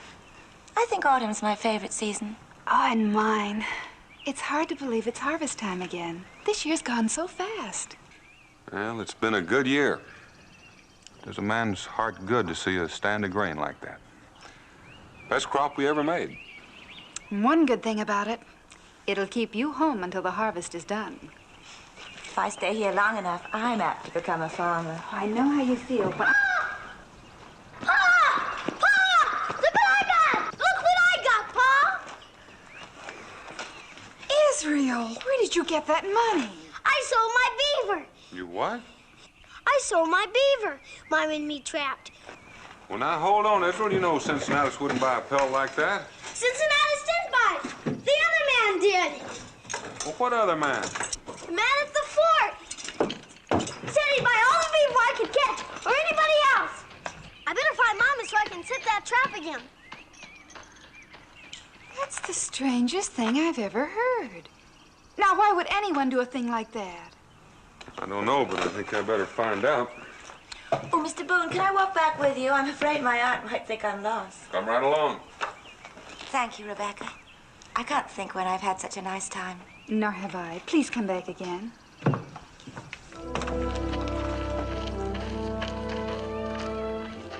Oh, Dan, don't forget my knit bobbin.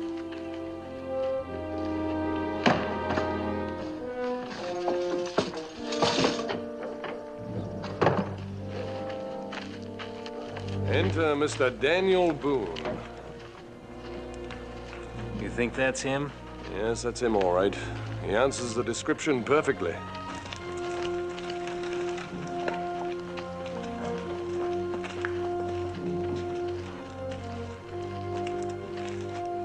Do you know those men? Well, I don't think I've ever seen him before. From the way the tall one's looking at you, he must know you. I hate to disagree with the lady, but I figure he's staring at you and not me. What a nice compliment. Thank you for letting me walk with you. I'm sure we'll meet again. Sure we will.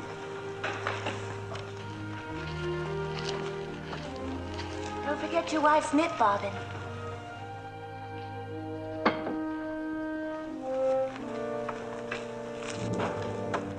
I think I'll go and introduce myself. To which one? Boone is my first concern. The woman can wait. What can I do for you this afternoon? Well, you can tell me where the knit bobbins are. And you can spread the word that the harvest will start at the Marshall place in the morning. Not unless you figure on doing it all by yourself, it won't. What do you mean by that? Well, help me with this bitch, will you? Ain't you heard? We got a booming beaver. Everybody's busy setting out a trap line. And Israel was right. Somebody really is buying summer pelts. Yeah, that's correct. I'll get you them bobbins. I'd like to meet this man. I think that can be easily arranged.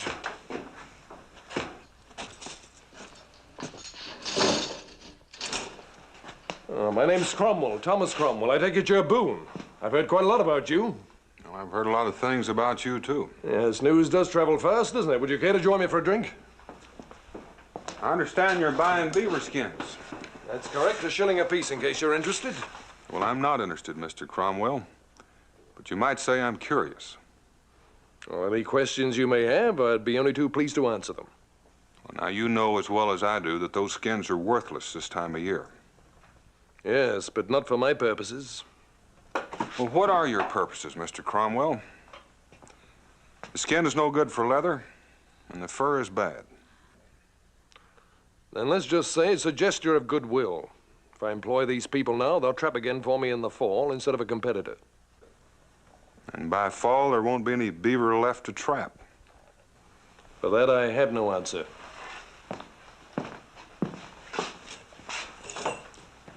Well, I would think of one, Mr. Cromwell, because a lot of people are going to be asking questions. You are a suspicious man, aren't you, Mr. Boone? In this case, I am. And I aim to find out what you're about. Now, listen to me, Mr. Boone. I'm not interfering in your business, and I advise you not to interfere in mine. Are you threatening me, Mr. Cromwell?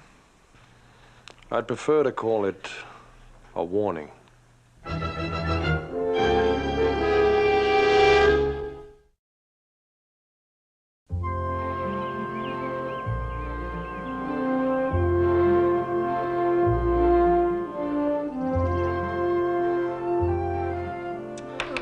Slow this way. We need more traps. You see, even if we caught a beaver a day, it would take us nearly 3 weeks to earn a gold sovereign. How many shillings in the sovereign? I told you, it takes 20. Well, if we had 2 traps, we could earn 20 shillings in 10 days. And if we had 20 traps, oh, don't you see, we need more traps. Hey, that Mr. Cromwell has a whole bunch of traps. And he said he'd let anybody use them who wanted to. Mima, Israel, haven't you finished your breakfast yet? Israel Boone, you haven't even started. You know how many shillings are in a sovereign, Ma? Yes, and I know how much porridge there ought to be in your stomach. Ma! This goes right here, and here it stays until that bowl is empty, young man. And as for you... Oh, I'm all finished, Ma. Oh, that's better. Maybe we can get some chores done around here this morning. Around here? Were you thinking of going to work for some other family? No, it's just a... Well, I thought maybe you needed something from the store. Oh. Well, your father did forget that knit bobbin I asked him to pick up for me yesterday. Oh, we'll go pick it up for you this morning. We? Israel and me. Oh, the 2 of you for one little knit bobbin. Well, we mustn't ask that Mr. Cromwell. Ow! We're supposed to be eating your porridge, remember? Well, you don't have to break my shin bone. What is between you two? You've been absolutely moony ever since... Oh, Mr. Cromwell. You were thinking of borrowing some more traps from him so you could go into the fur business, is that it? Well, we didn't figure on setting up at a business exactly. It's just in our spare time, kind of.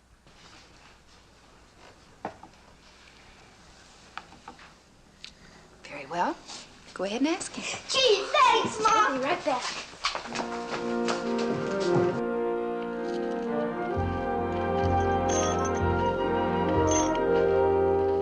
Another few weeks and we'll be finished here. I wonder what they're going to do with all those filthy pelts once we leave. I just hope we get a good head start before they find out what's been happening. Oh, don't fear, we'll have a good enough lead. I'll tell them we're going into Salem to make a deal on the fur. They're gullible enough to believe in that. Unless Boone gets wise. Oh, I'll take care of Mr. Boone. If you don't, I will. Now, you keep that knife of yours up your sleeve where it belongs. I don't want us hunted down by the law for murder. That would be nothing new for you, would it? You shouldn't have said that, Blake. Why shouldn't I? It's true, isn't it? You know I don't like that word, Blake. So don't ever use it lightly. Now, you take your hands off me.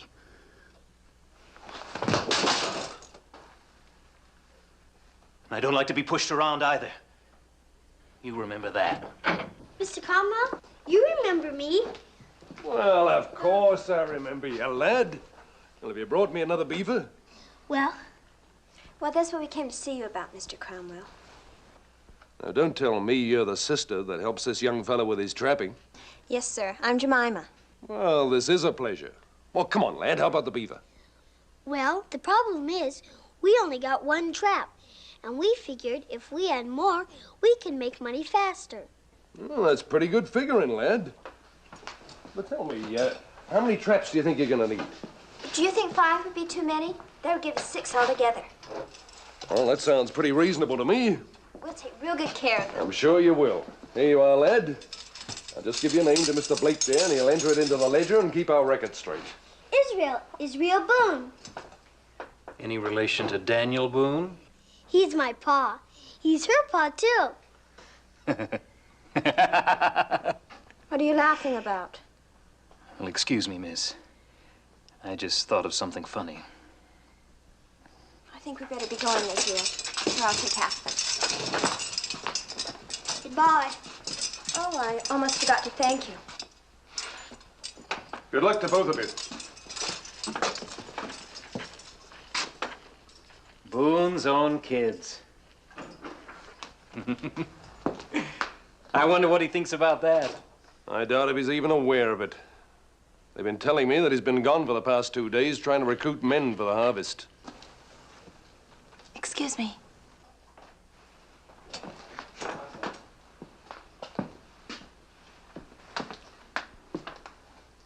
Can I be of any assistance? Oh, I'm afraid not. I was looking for Cincinnatus. I'm afraid he's busy out there in the storeroom at the moment, but can I be of any help, Mrs. Denning, Anne Denning, Mr. Cromwell. You see, I've heard about you.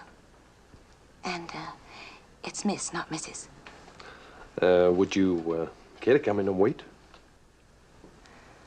Oh, thank you. I'll come back later.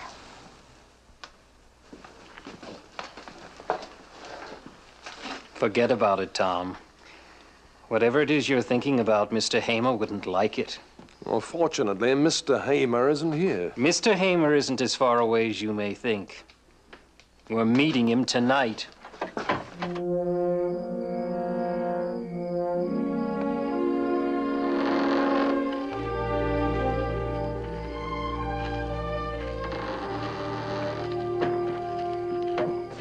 You realize, of course, that you're ruining my reputation. Judging from the way I behaved yesterday morning, you must think me a bold, brazen hussy. A mistaken first impression. Please accept my apologies. Oh, there's no need to apologize. It was quite deliberate on my part. But then I thought that a man of your background would recognize it as a trick that women sometimes use to gain attention. Of my background? Well, what I imagine your background to be. And what's that? Oh, younger son of titled family, out to seek his fortune in a new world. That's very flattering. And I'm wrong. And you're not what you seem to be. Must I go on guessing? All we've done tonight is talk about me. That's because I wanted to know more about you. And I want to know more about you. And so, now it's your turn to do the talking. If you knew everything about me, perhaps you wouldn't want to see me again. That's not true. How do you know it isn't? Call it woman's intuition. a highly overrated way of forming an opinion. What are you trying to do? Make me think terrible things about you? I was just trying to make you curious enough to want to see me again, that's all. Well, you've succeeded in that. And I really must go. Tomorrow, then? You can come for supper if you like. There's nothing I'd like better. Good night, Anne. Good night.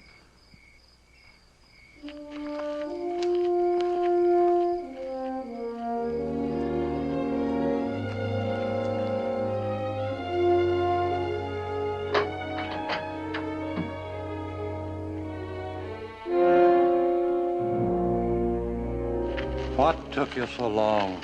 Oh, we couldn't leave without some sort of explanation. Oh, I suppose not, but that's unimportant now. How are things progressing? Smooth as silk, sir. Smooth as silk. They took one look at the money and swallowed our story, hook, line, and sinker. There's a few of them haven't borrowed extra traps yet, but they'll come around. You can bet there'll be no crops harvested in Boonesboro this year. My word on it. It'll be a hungry settlement before the winter's done. A hungry settlement or an empty settlement, it doesn't matter. Just as long as they'll be forced to sell. You can depend on it. What about Boone? He's away right now trying to recruit men for the harvest. The settlers are paying no attention to him. Without their help, he'll be forced to give in. Well, I want more than that. Then give me time. If I'm to kill Boone, the challenge must come from him first. That was part of our agreement. Oh, yes, of course. Well, I don't care how you accomplish it. I just want Boone dead.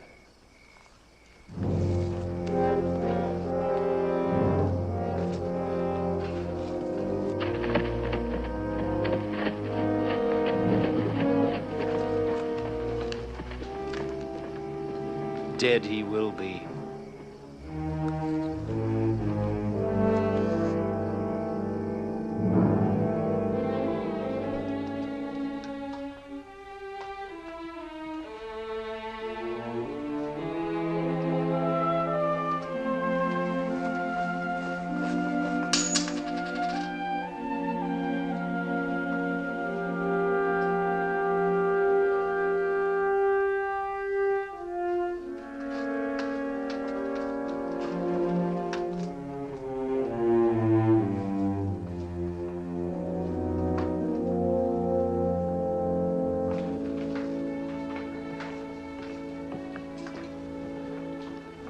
You look awfully tired, dear. And depressed. Want to talk about it? You know, I've talked so much these last 3 days, I'm all talked out. Nobody listened. Almost nobody. Well, darling, greed's a common failing. Perhaps you expect too much of people. I suppose so. This sudden change. I thought I knew the folks we came out here with. Thought they wanted the same thing we want. Our own land, enough room for our children when they grow up, too. But it appears that's not what they want after all. Mama, what are you doing up? Paul, I heard what you were saying. I'm sorry. I just didn't understand. I'll talk to Israel in the morning. We won't go trapping anymore. No, you're not to blame, Mama. Now, you going up to bed. All right, Paul. Good night, Ma. Good night, dear.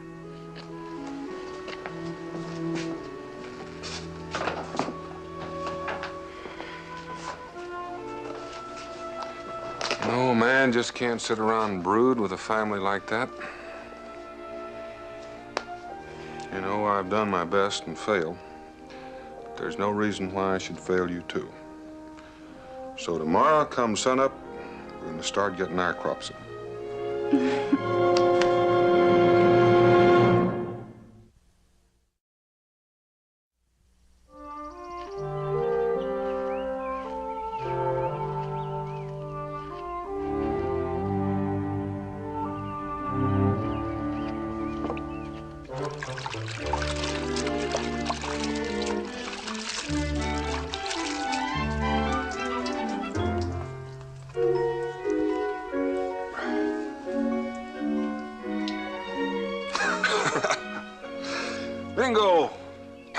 are you doing here? Why aren't you out trapping like all the rest? I thought you might need some help with the harvesting. Word gets around. Yes, even the Cherokee are beginning to talk. They say there's a madness in Boonesboro. They watch the white man wading the streams from dawn till dusk, trapping for furs that are not yet in their prime. While at home, they let the crops grow rank in the fields. A whole summer's labor wasted. They're right about that. You have tried to stop them, Daniel. Well, talking doesn't do much good when somebody else cries gold. Do you have another one of these? Well, now, don't tell me they taught you to use a scythe at Oxford. Well, it wasn't on the regular curriculum, but I learned quickly. Well, now, if you're serious, I reckon Cincinnatus has a few to spare. Nobody else is using them around here. Becky? Yes? Gonna go at the fort and pick up another scythe. Mingo's gonna help with the crops. Be back soon. We'll be ready.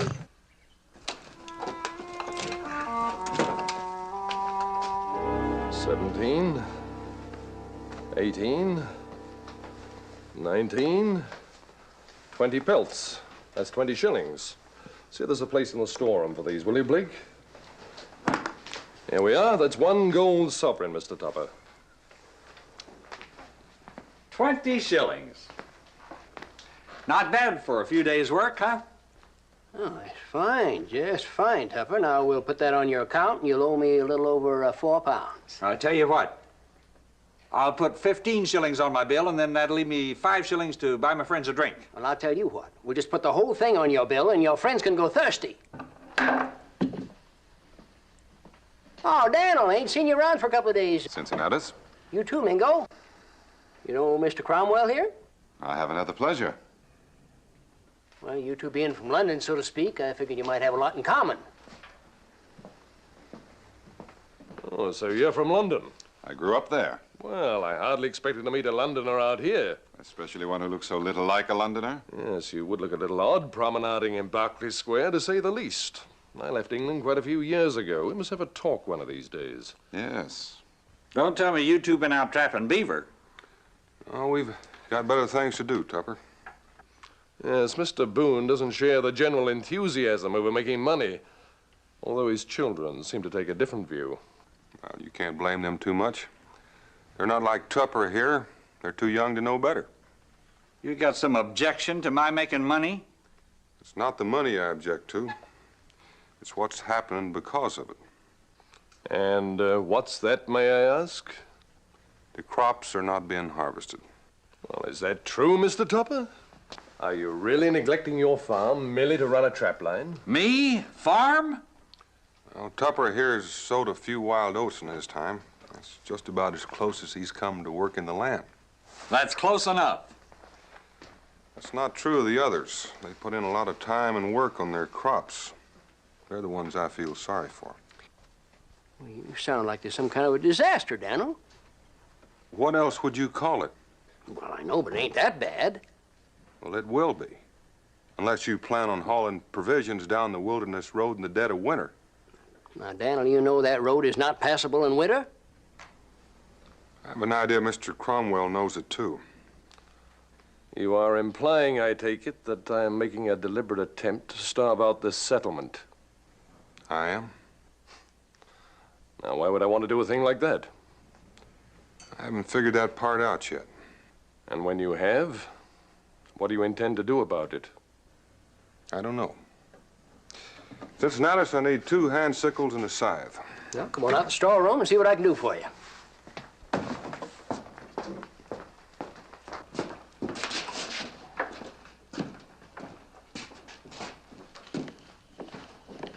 It appears as though I rubbed Mr. Boone the wrong way. Don't pay him no mind, Mr. Cromwell. He don't own the settlement, even if it is named after him. Well, thank you for your vote of confidence, friend. Yeah, buy yourself a drink. Thank you, Mr. Cromwell. Your health, sir. Looks like you'll have to be the one to pick this fight.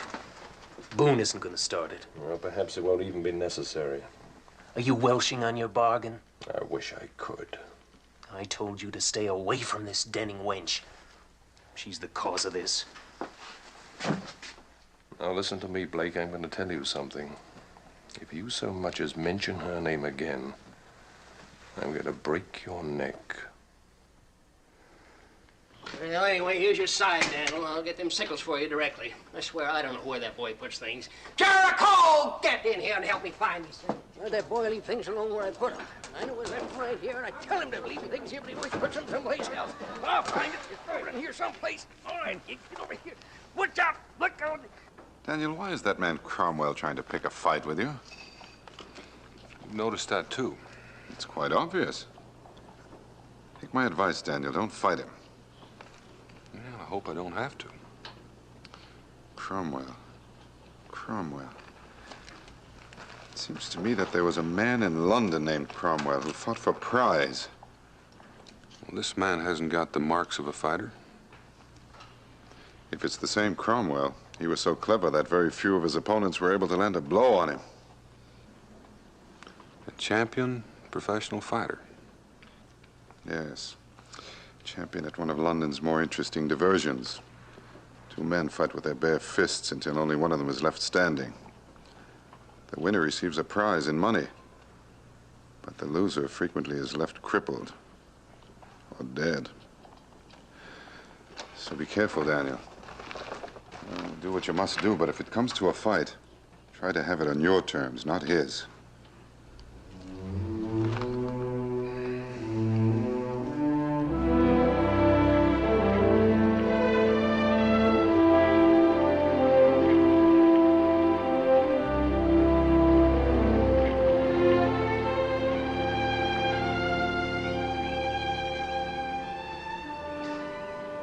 It's beautiful, isn't it?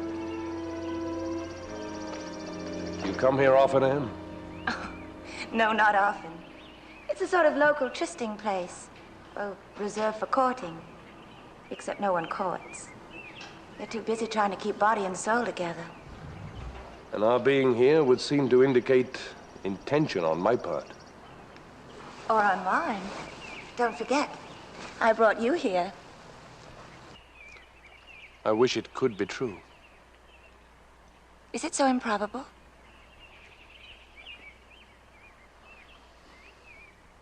Yes, Anne, it is.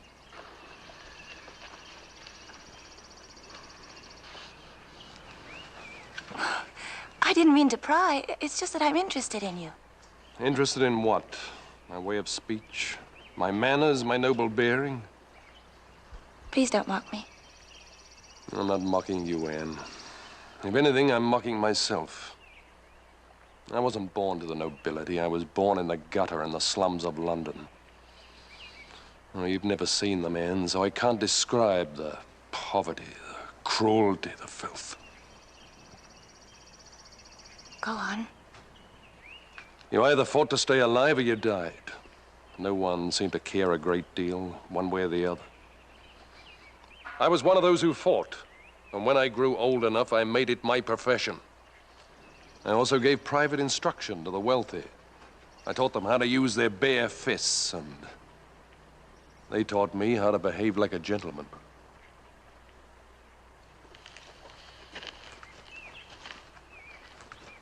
And that's what you were afraid to tell me? You couldn't choose the place where you were born. You became what circumstances made you. No, Anne. To say I fought other men for money is not sufficient. Because every time I met an opponent, I had one idea in mind. And that was to destroy him completely and ruthlessly. Well, is that what circumstances made me? Take a look at these hands. 4 people have died as a result of the beatings I gave them. Take a good look at the man. They're the hands of a murderer.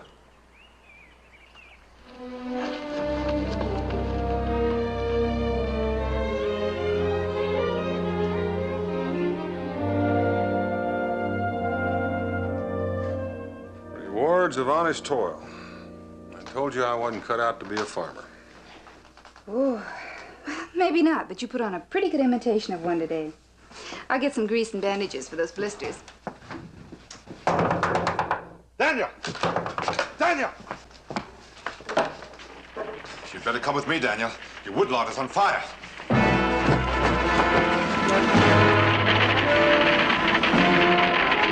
Start a fire break and try to save the crowd. May go get an axe.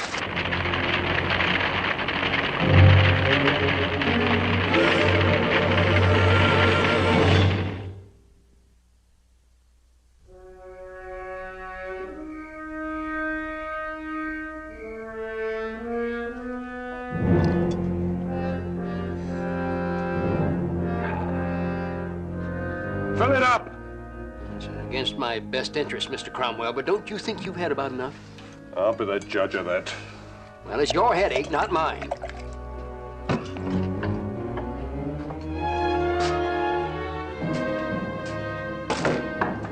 Oh, Daniel. What brings you out this time of night? I want to have a talk with Mr. Cromwell here. And you better make it some other time, because right now I'm rather preoccupied. Right now we talk. Don't ever lay your hands on me again. Daniel, whatever in the world got into you? Somebody tried to burn me out tonight. What do you know about it? Burn you out? That's what I said. In that case, I'll excuse your lack of good manners.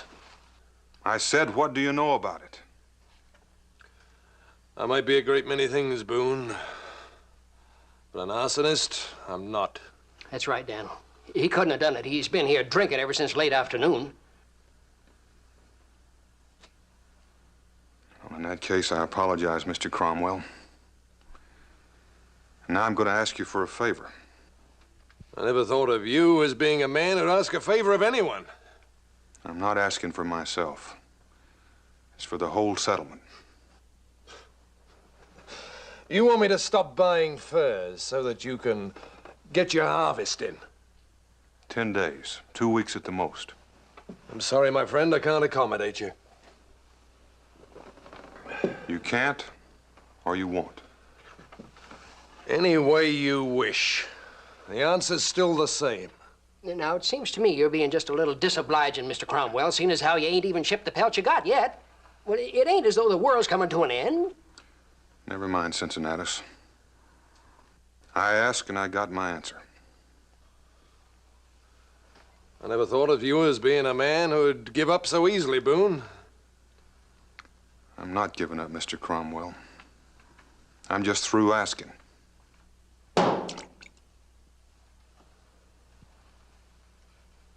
Sooner or later, it was bound to come to this. All right. When would you care to settle it? Any time, any place. Then let's say tomorrow morning at 10. Right here in your town square or whatever you call it.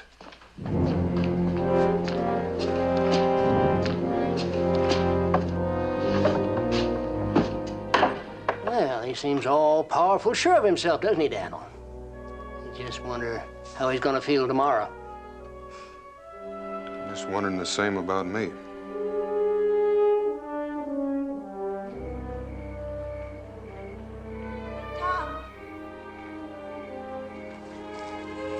Tom, I thought I might find you here.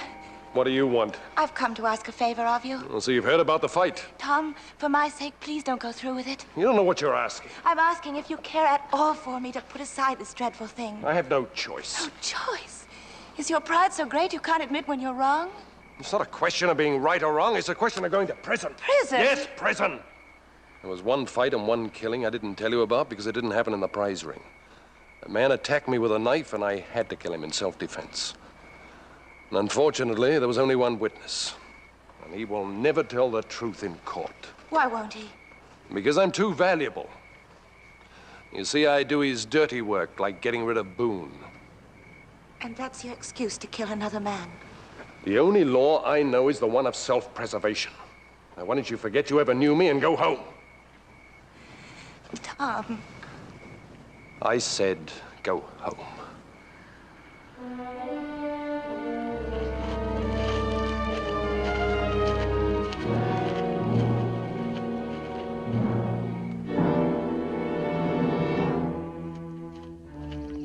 Ann Denning. What would she be doing out here this early in the morning? Ann, is something wrong? I heard about the fight. I wanted to warn Daniel. Becky, maybe you'd better get the breakfast on. What fight? And what is it you don't want me to know? You mean you didn't know? It's all over the valley. I thought... Oh, I am sorry, Daniel. Don't fret. I was going to tell you after. Well, that's just fine. So I think you better tell me now. Well, it seemed to be only one way to get the menfolk around here to stop trapping long enough to get the harvest in was to make Cromwell stop buying up pelts for a while. So you came to an agreement. You're going to fight to make him stop? Well, it appears to be the only way to get it done. But you mustn't fight him, Daniel. That's what I came here to tell you. He isn't an ordinary man. Becky, I sure would like to have some breakfast before I go to the fort. Not until I know what this is all about. All right, Ann. He used to fight for prize in England. Is that what you wanted to tell me? It's more than that. He's very dangerous. He told me that he's killed men with his bare hands. Dan. Well, it isn't like I didn't know what I was up against, Becky. I'll be all right. I want to thank you for wanting to help. I don't know if I wanted to help you, Daniel, or if I wanted to keep Tom from fighting again. He means something to you? He was beginning to mean a great deal to me, and then he told me what kind of a man he was, and I thought I would never want to be near him again, and now I don't know. Why don't you stay here with Becky, Ann? She's pretty good at helping people get their feelings sorted out. You're going to go then?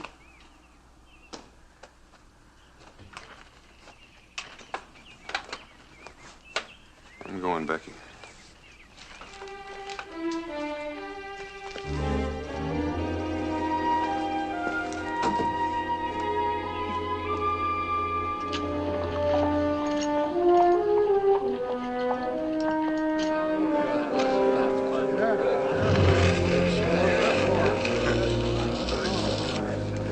Now, you understand the purpose of the line, I suppose?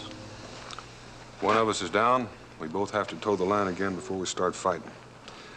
Around here, we call it coming up to scratch. Well, that's only a part of it. The rest of it is this. If you don't get back to the line by the count of 10, I win by default. And of course, I may try to prevent you from ever reaching the line. By fair means or foul, huh? Fair will be sufficient.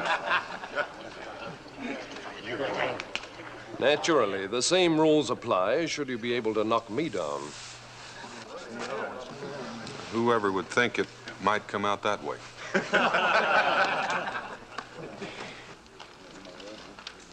I expect that he'll be very fast with his hands. And he'll know more about wrestling than both of us put together. You see, in the type of fighting that he's used to, it is permissible to use wrestling holds and also to kick a downed opponent while he's trying to rise. So if you do try to get up, make sure that you can do it quickly.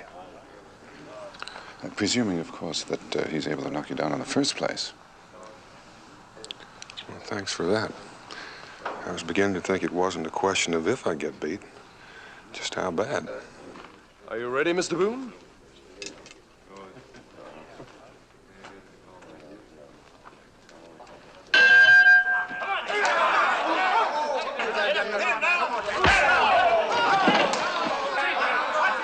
Daniel, come on, get up, get up.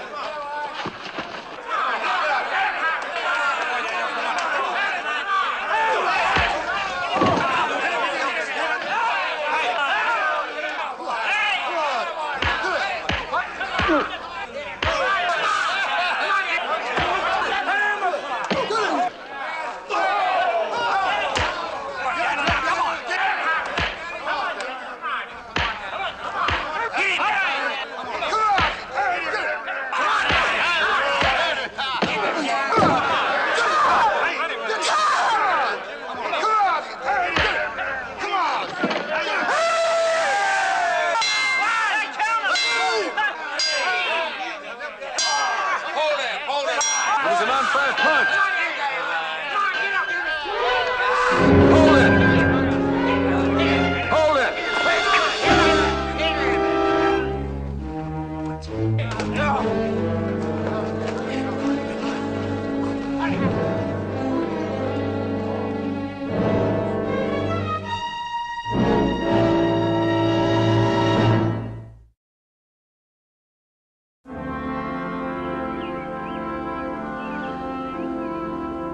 You told me this man Hamer could clear you if he told the truth. Yes, I did. I just might be going along to Salem with you. Hiring a man to commit murder is a serious offense. If I agreed not to press charges, perhaps Hamer and I could come to some arrangement. Oh, you don't owe me that. We owe you a great deal more than that. After all, that knife was meant for Dan. Well, thank you both. You're more than generous. Ann? Let me know when you're going to leave for Salem.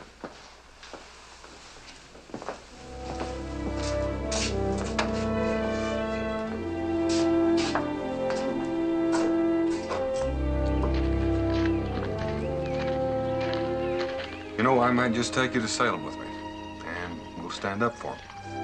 You know, I might just take you up on that.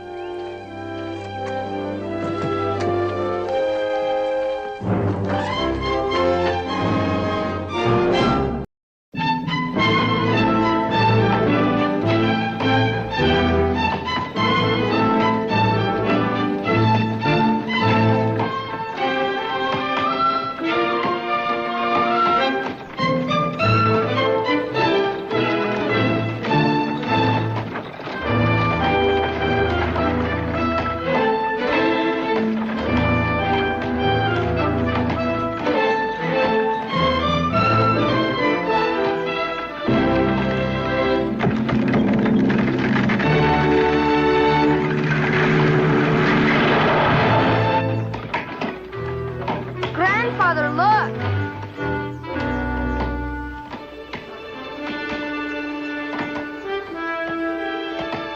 We bring a message from our chief, Manewa. This ground on which you stand is Cherokee land. He wants no violence. But your people will leave this place, or there'll be trouble between us. I'll take this message back to your chief. Tell him I'll not be frightened off my land by the threats of any savage. And if it's trouble he wants, the Clan McIntosh will give him plenty. Now be gone, all of you.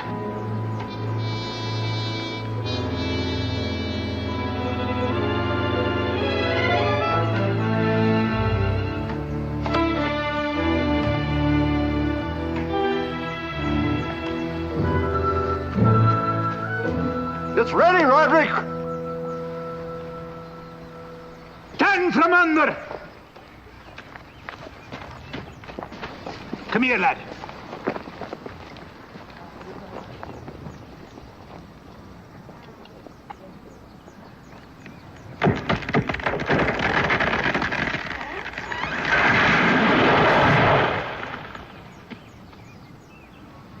It won't be long now, lad, till the cabins are built and your mother and sisters will be here from Salem. Next week, Grandfather? A wee bit longer, lad, but soon.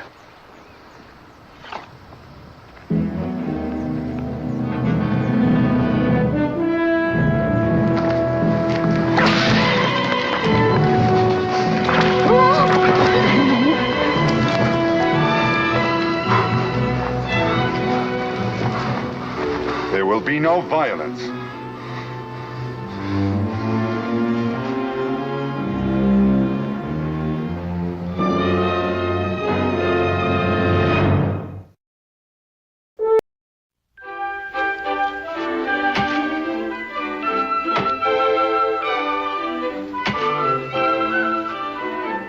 Hungry, Dan? I sure am, Becky. There's chicken and honey and corn. Oh, Fritz! Oh! Well, that was a nice lunch.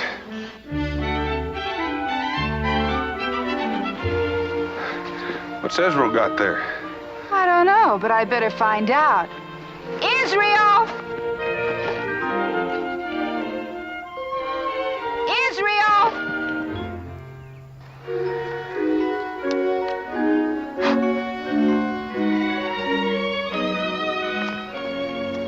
Israel Boone, what are you up to? Just got something. What have you got there, young man? Pepper? We need it for cooking. We? Mona Luther and me. Mona Luther, Chief Manewa's son? Yes'm, we're friends. Yes, dear, I know. Just where are you doing this cooking of yours? At the Peace Tree. Why there? You're an old girl. You wouldn't understand. I'm also your mother, and I might. Well, because Mona Luther thinks it's a good place to make medicine. You know, the Cherokee and the settlers planted that tree there so there'd be peace between us. The war axe is buried there. Just a good place, that's all. So, you're cooking up medicine, Indian medicine. Well, just how much pepper would you be needing? How much can we have? Very, very little. Hold out your hands. How's that? Thanks, Ma.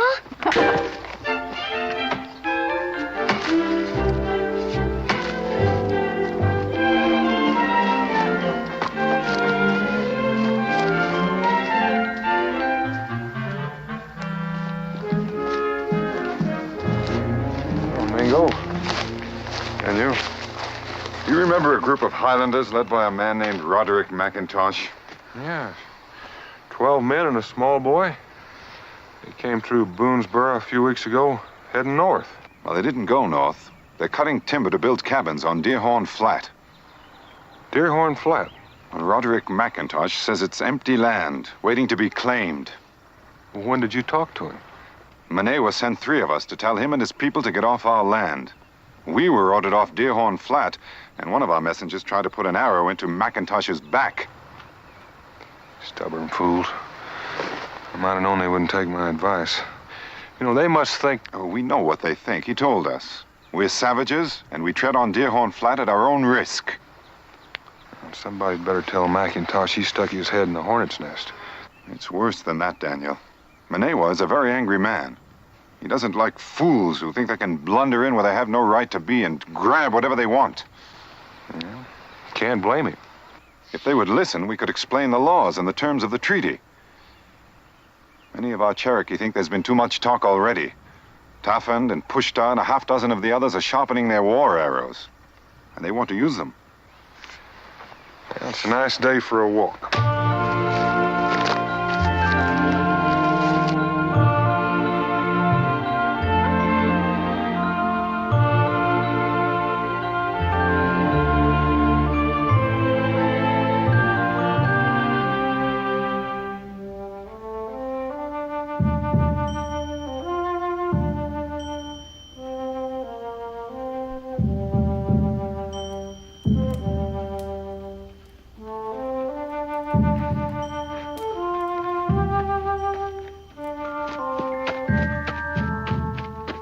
Israel? Mona Luther?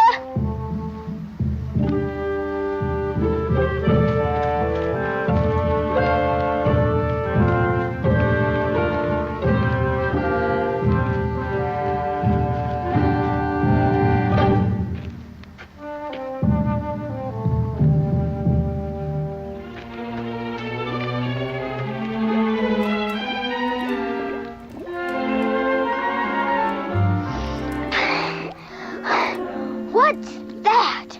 Spirit medicine. Sure don't smell very good.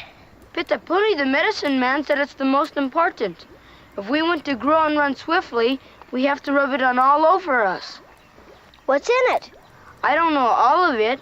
Deer horn, bear and beaver fat, a frog skin, salt from... Ma, give me some pepper.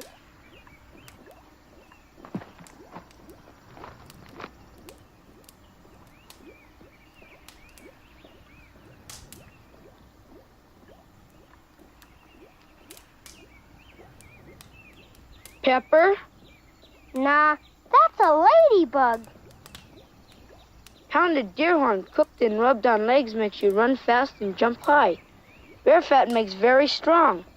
What does pepper do?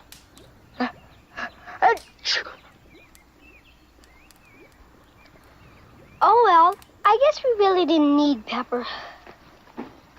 Are we ready to start cooking now? Pit that pony said we need more. Only we can find it. He can't give. What do we need? Hair from a rabbit to make us jump high. Hair from a skunk to make our nose smell. Hair from a fox to make us wise. Eyes from a frog to make us see underwater. Stingy nettle to make our skins hard against arrows. Is that all? That's all.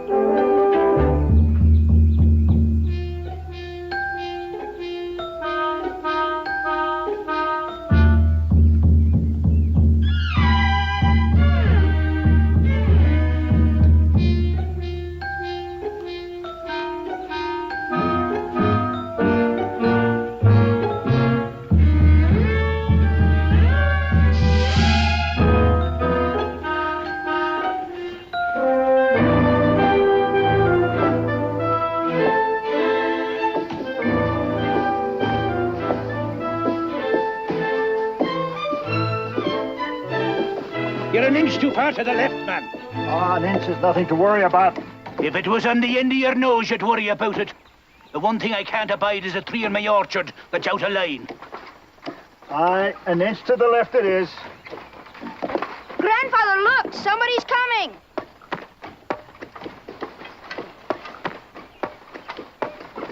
Why, it's Mr. Boone.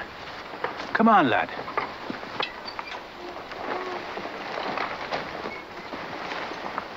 Mr. Boone? Mr. McIntosh? This is my grandson, Dougal McIntosh. He was my lookout. He thought you might be a savage. We've been threatened by savages. Well, now, I've heard about that. If you come to offer help, we'll take it gladly. I think the savages outnumber us 100 or more. Well, now, they're not savages, Mr. McIntosh. They're Cherokees. And they outnumber you by far more than 100. And how are you going to help us, Mr. Boone? Well, yes, in a manner of speaking, but probably not in the way you expect. What do you mean by that? Well, the last time we talked, I might not have made myself clear, but it's really quite simple. This valley, it's just not another piece of ground. It's most likely the most important land the Cherokee own. Now, the game, the deer, and the elk herds all come right across here to that pass up above. They go up in the spring, and they come down before the first snowfall. Permanent type settlement such as you plan here could drive the game away. And that would cause a terrible hardship on the Cherokee, possibly even starvation, Mr. McIntosh. People shouldn't live only by hunting. They should plow and sow and reap. Well, now, the Indians have been living this way for thousands of years. We can't expect them to change overnight. I'm a man who understands hardship. We suffered enough of it coming this far. Aye, and some of us died on the way. But we came at last to this ground, and this is the ground we want. We must be settled in, our cabins built, our planting done before winter comes. There's little enough time if we stay here.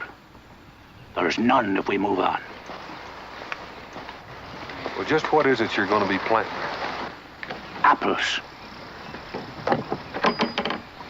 McIntosh apples. The best in the world. We're orchard men. We grow many things, but we're orchard men first of all. Take them home with you, Mr. Boone. A gift from Roderick McIntosh. The young'uns will appreciate it. Thank you. If we live, there'll be many more. So you plan to stay on? Aye, we'll stay. And we'll fight the Indians if we have to. Did you ever see an Indian war, Mr. McIntosh? Well, no. Well, I have.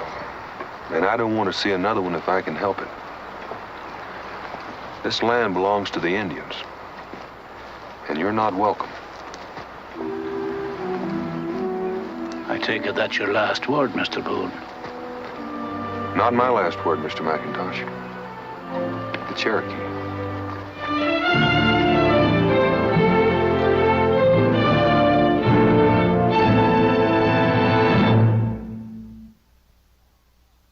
Awa! Ula, ula, awa! Ula, ula, aga!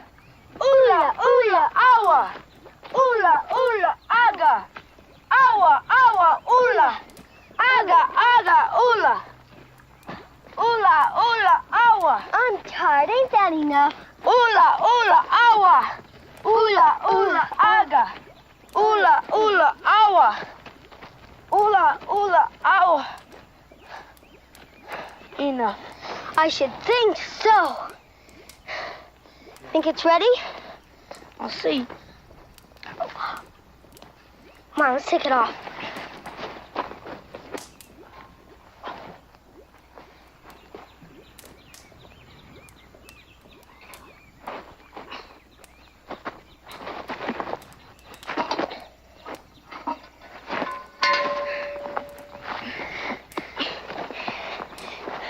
Let's wait till it cools off. Yeah.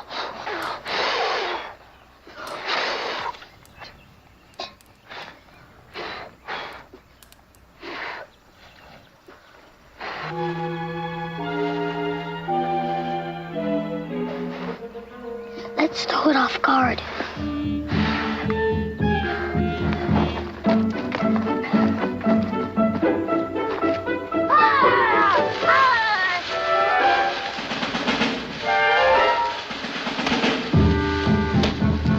Look out! There's a wild girl in there! I'm not a girl. Stand up to me and I'll prove it to ya. But you're wearing a dress. It's kilts I'm wearing, and it's a man's way of dressing, not a woman's. Stand up to me and I'll prove it. No, you proved it enough already.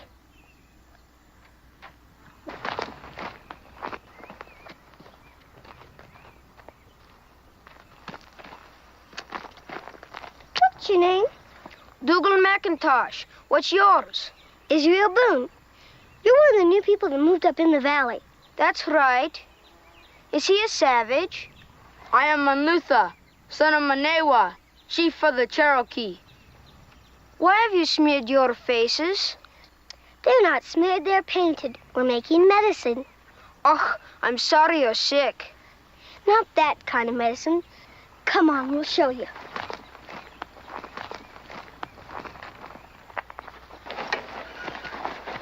Indian medicine. Works magic if it's strong enough. Whew! Strong it is. Only strong medicine is good. What's in it is the secret. The Cherokee medicine man told us what to use. But we had to promise not to tell anybody. And it works magic? It makes men strong. You rub it on you and it makes you grow. See? You don't have to wait. You start growing right off. I didn't believe it. All right, we'll show you. Come on, Mama Luther.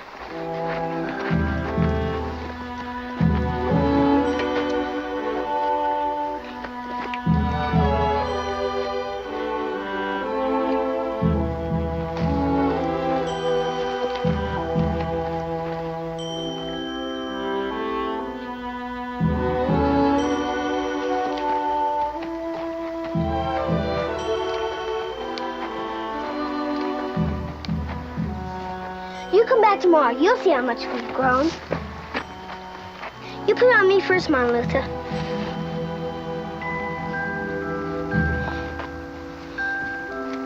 You own my shirt.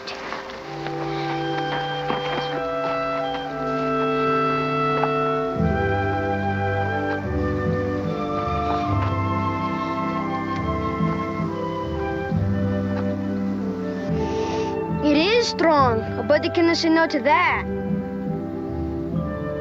Turn around, Israel.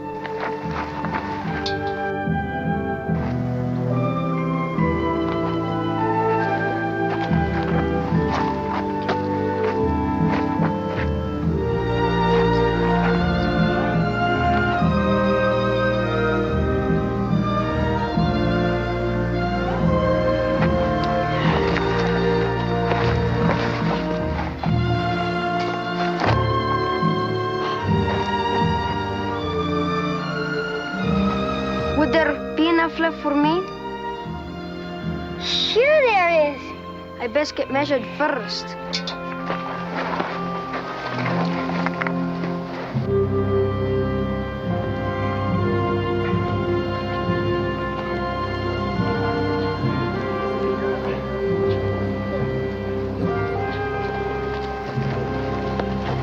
Boone.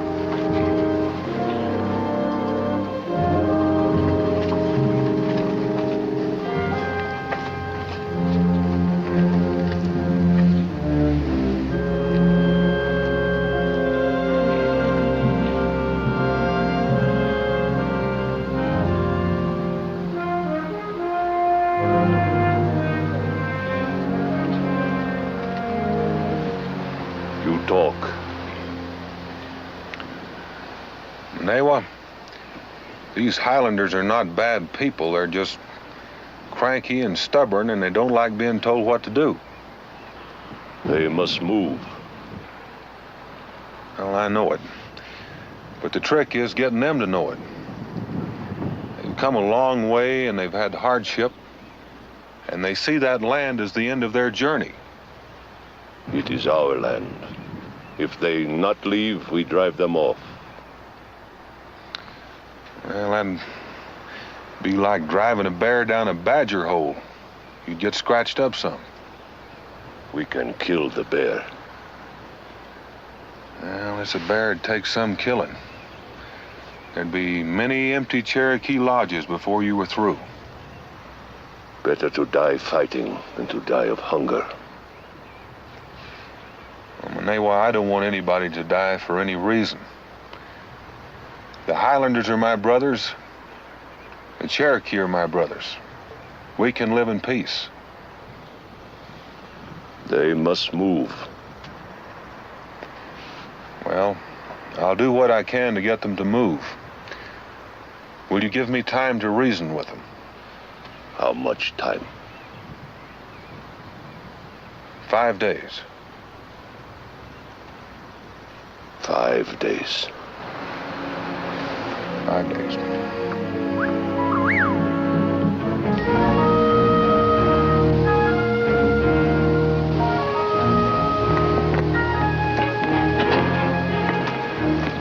Manewa, Daniel? What is it? I have news. I found the deer herd. Where? At White River, above Three Forks. The deer have come out of the hills early this year, and that bespeaks a hard winter. They'll be at Deerhorn Flat in about 3 days. Doesn't give me much time to talk sense into those stubborn Highlanders' heads. Now only 2 days. If the bear does not leave our land, we will drive him off or kill him.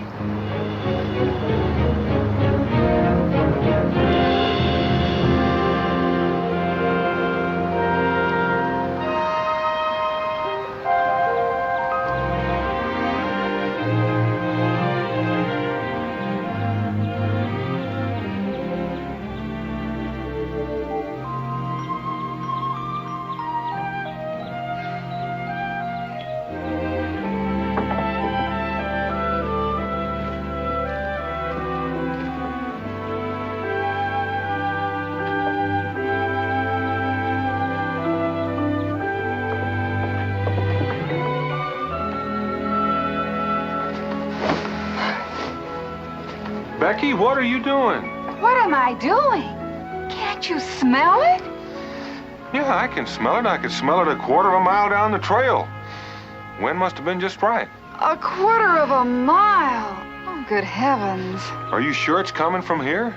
I don't know. I spent the afternoon at Mrs. Bradley's, and when I got home and opened the door, it very nearly knocked me over. I can't find what's causing it. That smell's not inside. It's outside.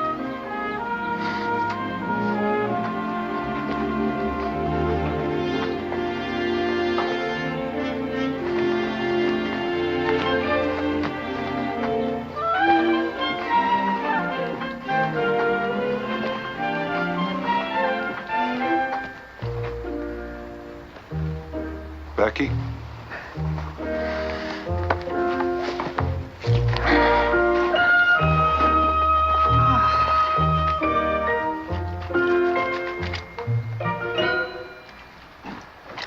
But, Pa, if you wash off all my medicine, Monluther and Dougal will grow so fast I'll never catch up. They'll do what?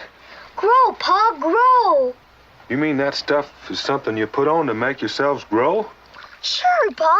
Cherokee medicine. Well, now, you and Monluther didn't cook this up yourself, did you? Or maybe you had a little help from Chief Manewah's medicine man. How did you know? Oh, I'm a good guesser. I bet he told you how to make the medicine and gave you everything you needed to do it. Only part. And the part with the peculiar smell? How do you know? I've known Pittapooney for a long time. He's the sort of man that likes to play a good joke on a couple of young'uns. It ain't a joke, Pa. It's real Cherokee medicine. It is real, ain't it, Pa? The medicine's made right, it'll do what you want. Well, a lot of men think so. I guess if you believe it enough, it might just do the job. Now, let's get that face.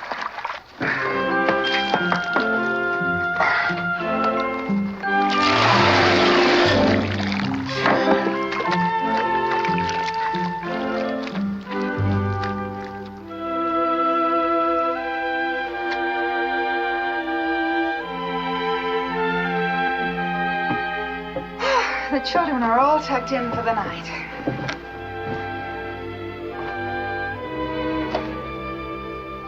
Dan, who is in the right? Manewah's just as stubborn as McIntosh. Neither one of them will give an inch. I suppose it depends on whether you're wearing moccasins or shoes. If you're wearing Manewah's moccasins, you know you got to keep Deerhorn Valley clear, or have your tribe face a hard winter. And if you're wearing McIntosh's shoes, you know you got to have your people settled in before the snow flies, or maybe some of them will die. Which side will the people of Boonesboro be on? And I've asked myself that question and got no easy answer. We've been at peace with the Cherokee. Which side are you on, Dan? The Cherokee. I told McIntosh to move. A man has got to stay with what he thinks is right. McIntosh is wrong. I won't stand by and let him endanger the whole settlement.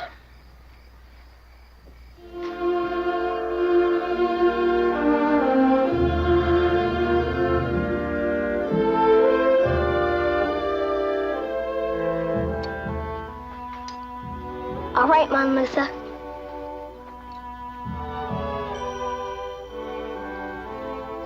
Inches in one night. Wow. It is strong medicine. What I want to know is, why didn't you have to take a bath? Cherokee braves smell like this all the time. By golly, you're right. I wish I was a Cherokee. You are a Cherokee's brother.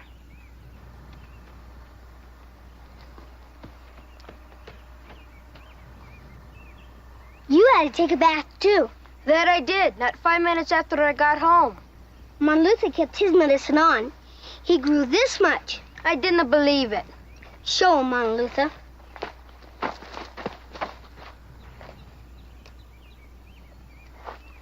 Put his heels on the ground and you'll not be so tall. And you had to smell like a skunk all night for nothing. I came to tell you. I can't come here anymore. My grandfather says there are soon to be fighting with the Indians. In my tribe, the braves talk of war, because your tribe is camped where the deer will pass. What if they go away?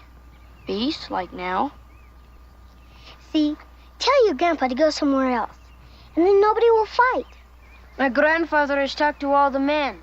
He says the land is not the best, but we have done much work on it. We will stay where we are. Then my tribe will fight yours. What about your pa and the people in Boonesboro? Will they fight the Cherokee? Most likely. Our tree will be cut down, killed. Yes. What has the tree to do with fighting? It is a peace tree. When the settlers first came here, they and the Cherokee fought. Many scalps, many cabins burned. And then Pa and Mingo and Chief Manawa got it stopped. They smoked the peace pipe. They planted the peace tree. As long as it grows. No scalps, no cabins burned. But this is a war axe. If anybody wants to start fighting, all they got to do is pull up the war axe and chop down the peace tree. If my pa fights your pa, then you and me will have to fight. I guess so. Would you scout me? I don't know how. I can tell you. If you didn't know how, would you scout me? Would you kill me? No, you're my friend. Would you? No, sir, not me. I cannot kill you or you. If there is fighting, I will kill myself. No! Just because grown-ups can be friends one day and fight the next doesn't mean we have to. What else can we do? I know. We'll make peace medicine. Marluta, you talk to Penapuni and find out what we need. Yes, today. The medicine we rubbed on our legs and back was no good. My grandfather says such things are foolish. My pa says different. It ain't just what you put in. You got to believe and want and try. And then it is good medicine. Do you want fighting and killing, or are you gonna help? I'll help.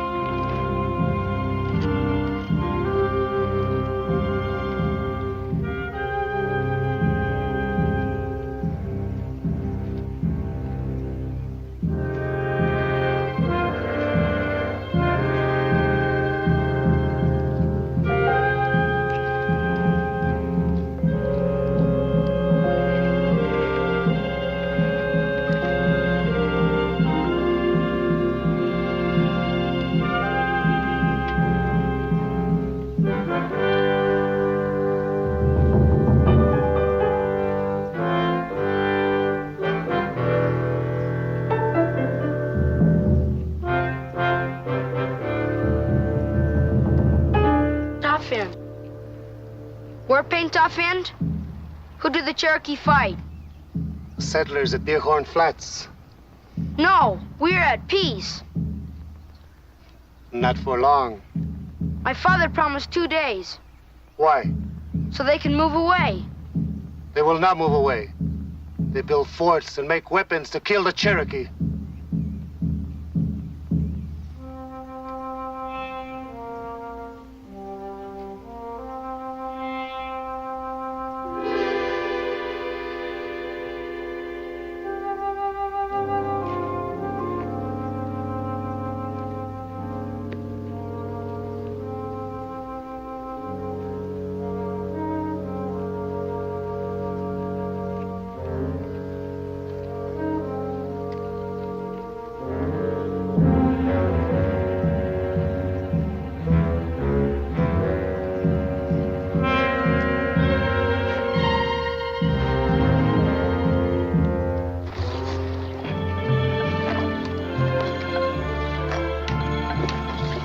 What are you making, Grandfather?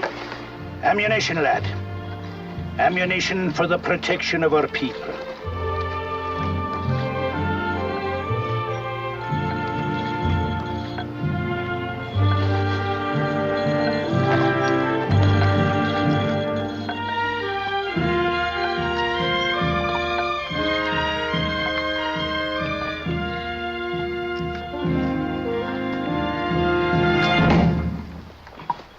As true as a Cherokee arrow.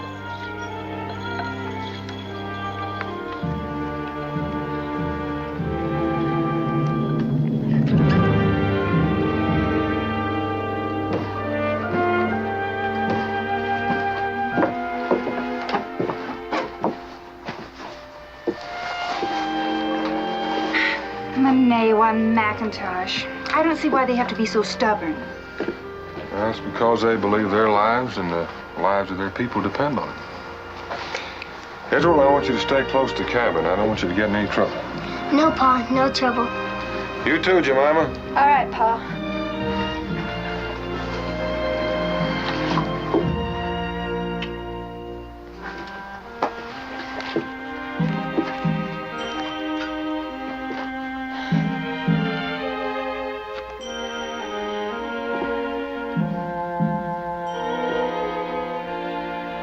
There's not gonna be any war. We're gonna make peace medicine, and that will stop everybody from fighting. What weapons did you get that has killed? Sure looks like it has killed people. What did you get? It has only killed chickens. It's killing enough. I got some of Pa's powder and bullets. I guess powder and bullets have been killing people forever. Now, we got something that has killed from both sides. All we got to do is bury him in this hole. Is that what Penapuni said? Yes, bury them so they cannot kill again, and make a fire on top of them. Are you sure old Penapuni ain't joshing us like he did that growing medicine? Penapuni makes peace medicine too. He danced and chanted all night. All right, here goes. I sure hope the peace medicine works. It takes believing, Pa says. If you believe in anything hard enough and work hard enough, it's just bound to come true. I hope you're right. Now we gotta build a fire on this spot.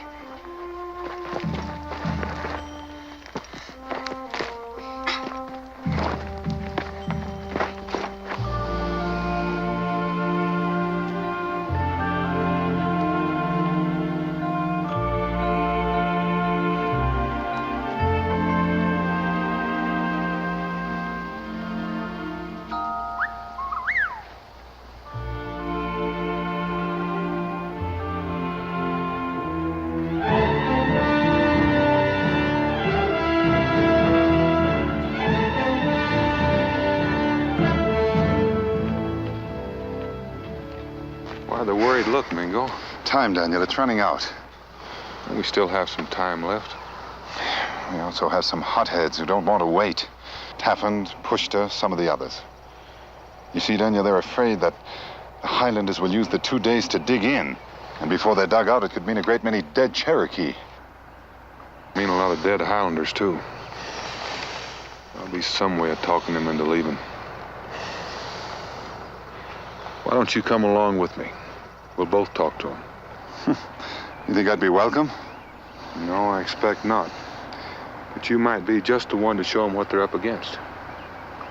It's worth a try.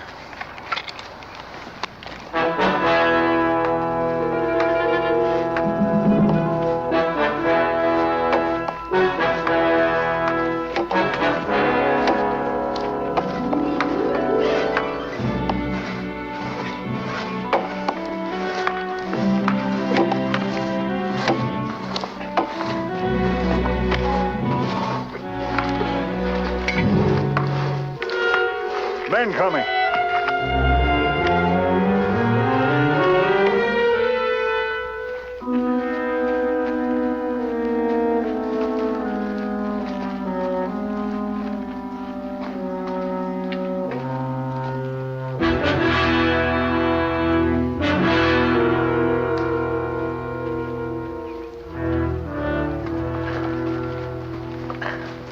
Stand where you are.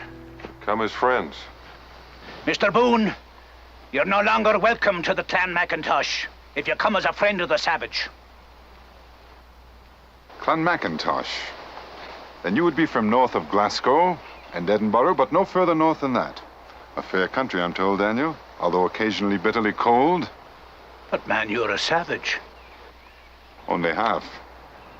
But I am here as a Cherokee to ask you once again to move, so that my people need not die.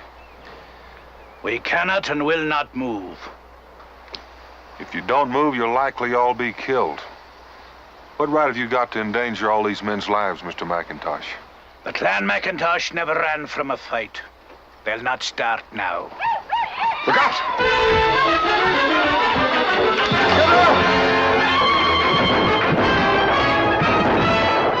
Hold your fire! Hold your fire! They're running, lads. We've whipped them good.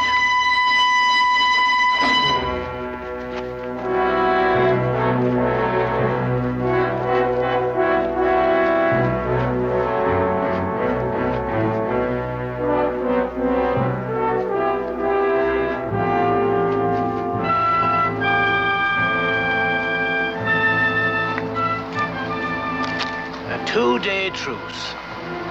So that's how you Cherokee keep your promises.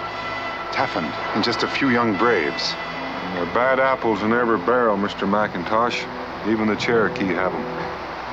One of those braves is badly wounded, Daniel. I just might do it.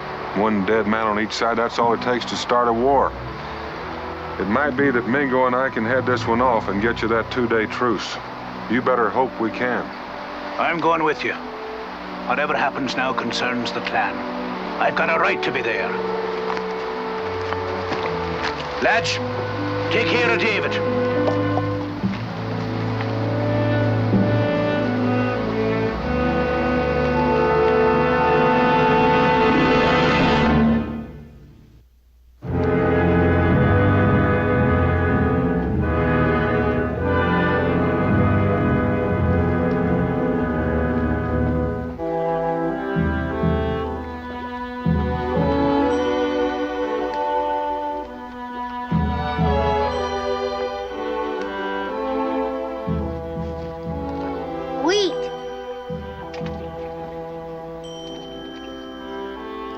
Corn.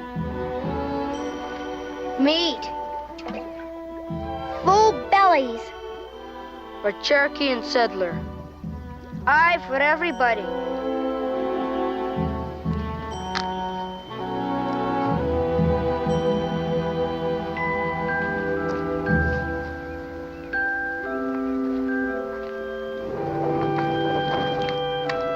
So the orchards will grow.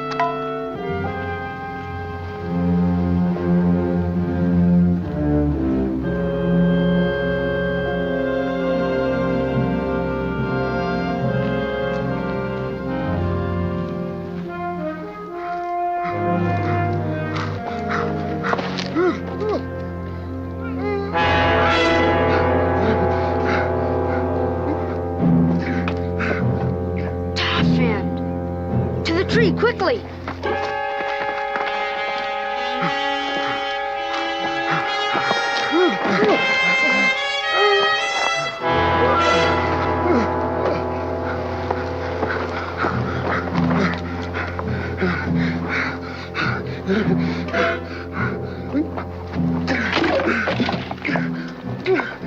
Spill! It's gone!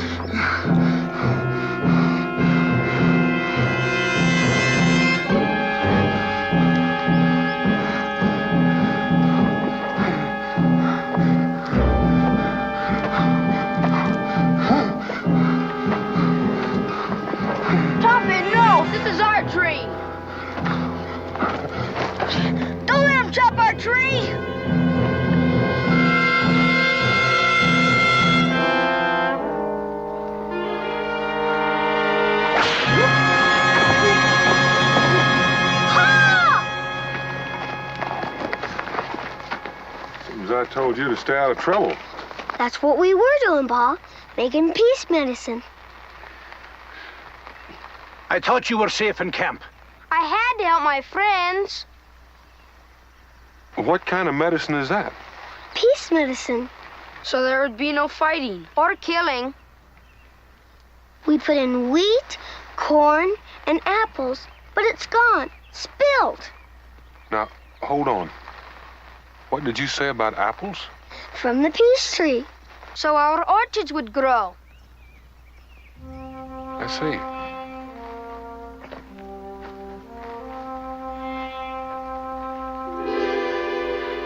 Toffin tried to chop the peace tree down.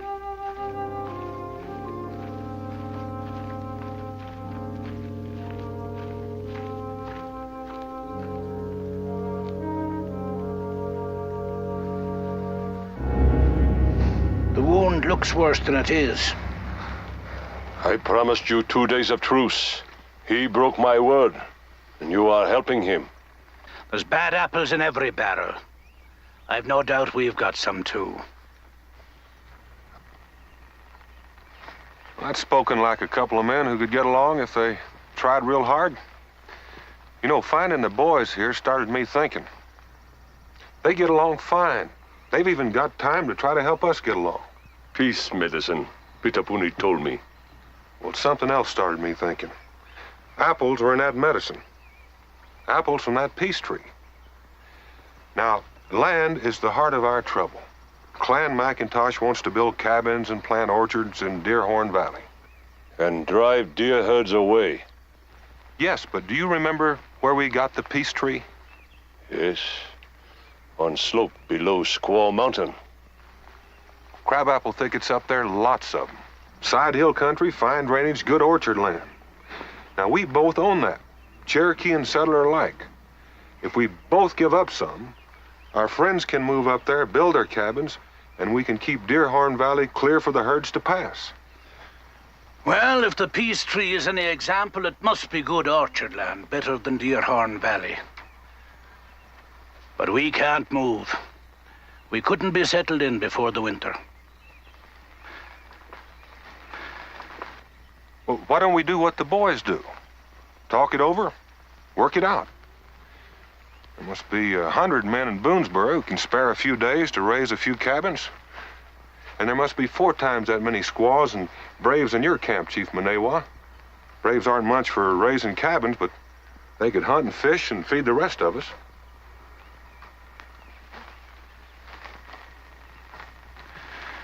Even the strongest tree must bend before the wind. I agree. Well, let's get started.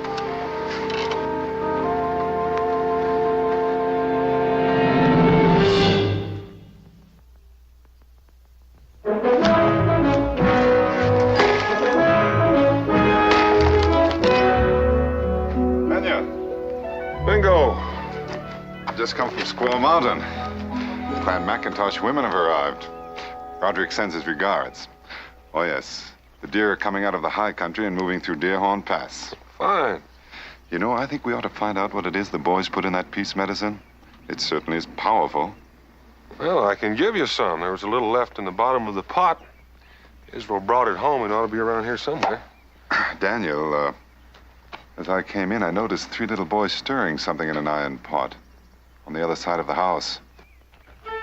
Fly, Israel! Fly! Israel, no!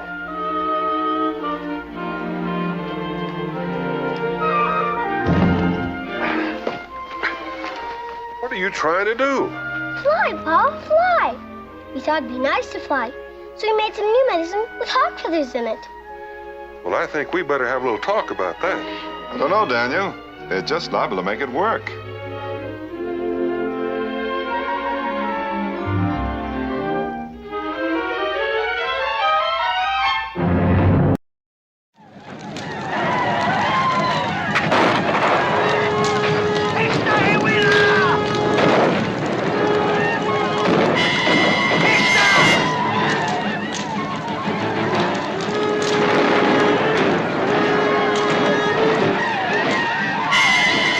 Stop!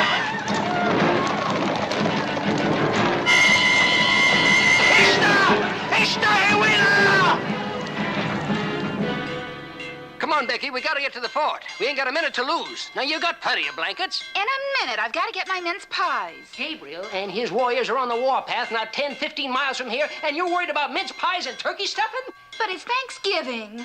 And the Choctaws are burning down cabins. Now, will you get a move on, woman? Mama spent the whole day gathering these hazelnuts. Well, they ain't gonna spoil. Just leave them. Mama.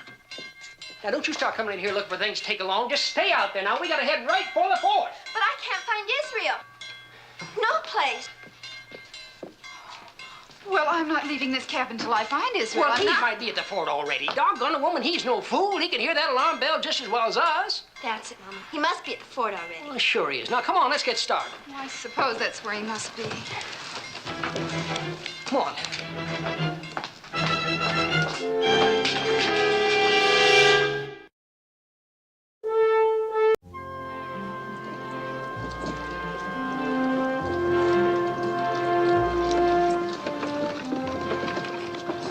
Well, looks like we'll get home for Thanksgiving after all.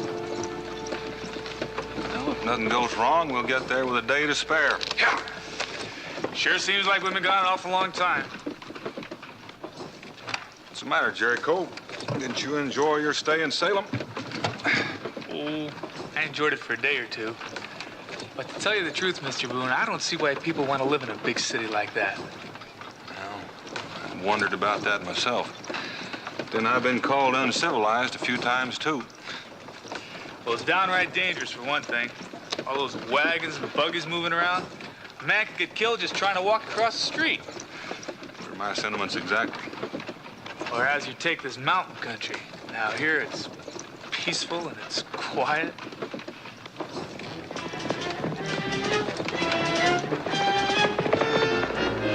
Now, I wonder what he's running from. That's a good question. Whoa! Whoa! Whoa! Which way you headed? Boonesboro. Take my advice and turn back. Whole country's full of Indians. Huh? Choctaws. Gabriel's on the warpath. They burnt me out this morning. Which way they headed? Same way you are, west. That's why I'm going east. Sometime you finish telling me about the peace and quiet in the country. Yeah. Hey,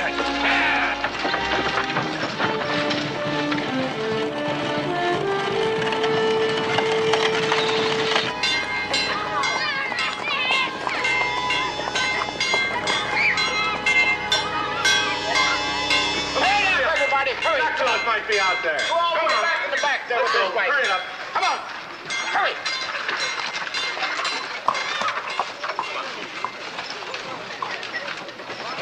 Where are you going? My bonnet. I lost my bonnet. You'll lose your scalp out there. Now get back inside. Hurry it up, everybody. Come on. Inside. Let's get busy. Henry! Come on, everybody. Hurry here. I'll be right back. Come on. Oh, no, you don't, lady. Once inside, nobody goes back out. Don't you understand? I can't find my husband. Henry! Oh, Himby, I just left him over there in the tavern. Should have known. Israel! Israel! Calm down, will you, Becky? We'll find him. He's not in the fort. I know he's He not. must be. He's just hiding somewhere, that's all. Don't worry, Ma. We'll find him. Come on, Cincinnati. Don't worry, Becky. We'll find him. We're closing the gate.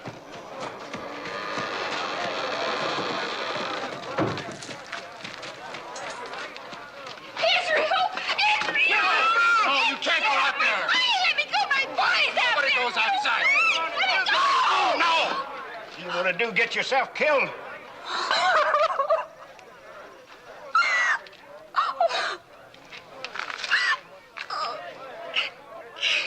Lord help me. He's just a baby.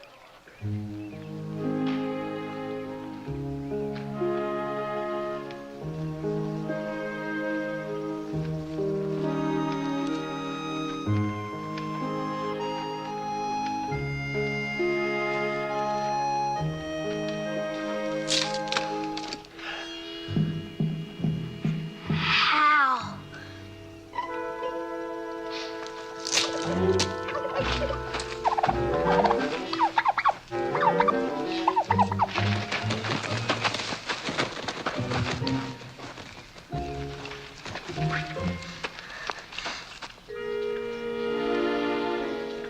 Couldn't have hit you anyway.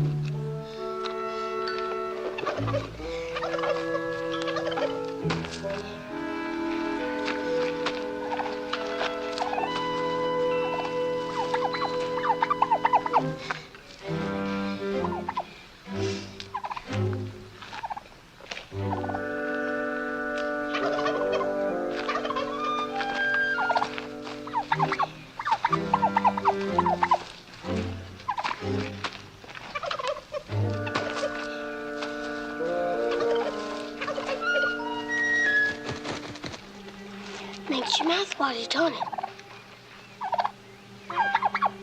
That's a boy. Come on. Come on. Come on.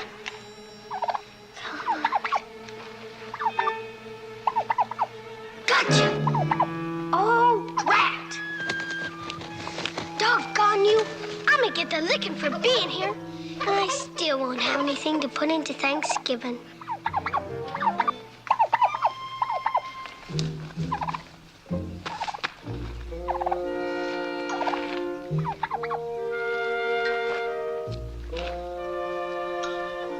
This is your last chance.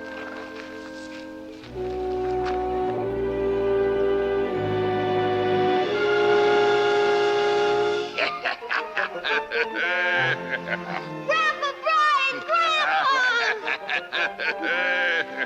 I sure am glad it's you. I was scared it might be Gabriel. Huh? The angel of death? I don't know of any angel. This one's a Chalk the War Chief. I've been hearing about it the fort. He's trouble. Oh, that Gabriel, eh? Well, that's a natural enough mistake, lad. Seeing I'm wearing his clothes. You mean these are Gabriel's clothes? The very same. Presented to me by himself as a token of esteem and everlasting friendship. Timothy says if there's one race in the world that's likely to whip the Indians, it's the Irish. So let there be everlasting peace between us. He said that to you? He said that. Ah, well, here I am, talking along, and I'm interrupting your hunting. Hey, Grandpa, did you bring your bag of tricks? Never traveled without me tools. Good. Then you can help me catch that turkey. Old Nahum, huh? Nahum? Aye, it's an Indian word, a gobbler. You must want him pretty bad. Thanksgiving time. Mm-hmm. Your dad must be slipping. He was a fair to middling hunter himself, as I recall. Pa ain't here right now. He went off to Salem hauling in some wagon freight. Hauling in some freight, eh? Well, you're the man in the house in his absence, huh? Well, I figured I'd get Ma a turkey. But now it looks like I figured too soon. Well, you still up there? For all the good it does. You know, lad, I moved to give you a little advice. There are two things I've learned in a lifetime of peddling and trading. What's that? Well, the first is wait for the customer to come to you. And the second is wait. You mean I've been pulling the string too soon? You remember that and you'll be a rich man, which I won't, because I learned it too late and because of my soft heart. Well, let's bait your snare here, huh? Oh, you got to crumble it up, lad, see? You crumble it all up here and then mix it in with the dirt and the leaves, cover it up a little bit here, see? The customer always likes to dig up the merchandise, makes him think he's a step ahead of you. Then we'll make a little fence here so he'll come in alongside there and then we'll have him, huh? There. All right, now let's get behind the bush there and give old Nahum all the time he wants, huh?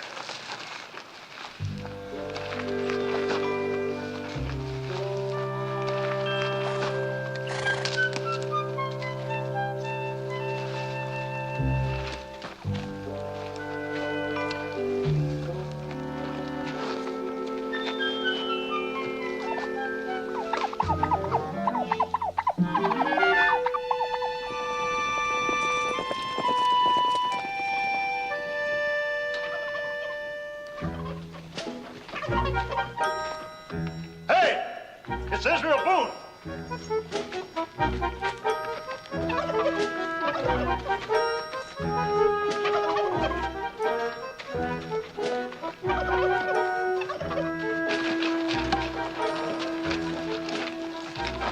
the matter? Why are the gates closed? You'll find out what's the matter, Israel Boone, when your mother sees you. Rebecca! Rebecca Boone! What'd I do now? Well, your mother must be here at the fort, lad. Let's find her, eh? Get on. Hold on, get Indian. He's not an Indian. He's my grandpa. Well, I'll be doggone. Well, I didn't recognize you in that getup. What'd you do, Grandpa? Find a dead Indian just the right size and swipe his suit off of it? He didn't swipe it off nobody. Gabriel gave it to him. Gabriel. Chief Gabriel? That's right. As a token of esteem and everlasting friendship. Ain't that right, Grandpa? Right. 'Cause he figured the Irish were the only race he could whip the Indians. Ain't that right, Grandpa? Right again. Gabriel gave you this? You're soiling the buckskin. Well, Grandpa, since you're such a good friend of Gabriel's, you could do this settlement a favor. Why don't you just drop in on those Choctaws and invite them over for Thanksgiving? Well, I might just do that. Yeah, you go right ahead and do that, Grandpa. And you'd be surprised how grateful everybody'll be. Especially them Injuns. Israel?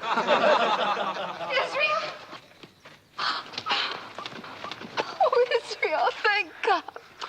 Oh, thank God. Hey, Ma! Look what I caught! Oh, and that's not all you're gonna catch. I told you not to go traipsing through those woods by yourself. But I wasn't by myself. Grandpa was with me. Father! Oh, how wonderful. What an outlandish outfit. Well, that's just part of the trade, darling, part of the trade. Now, don't be too hard on the young one. He had his heart set on bringing you a turkey for Thanksgiving. But there's trouble outside. There's an Indian war. Indian war? Chief Gabriel's on the warpath. Gabriel? You know, Gabriel, your friend. Gabriel? Oh. Is something wrong? Oh, no, darling. Everything's fine. Would one of you mind the mule? I have a need for a drop of spirits.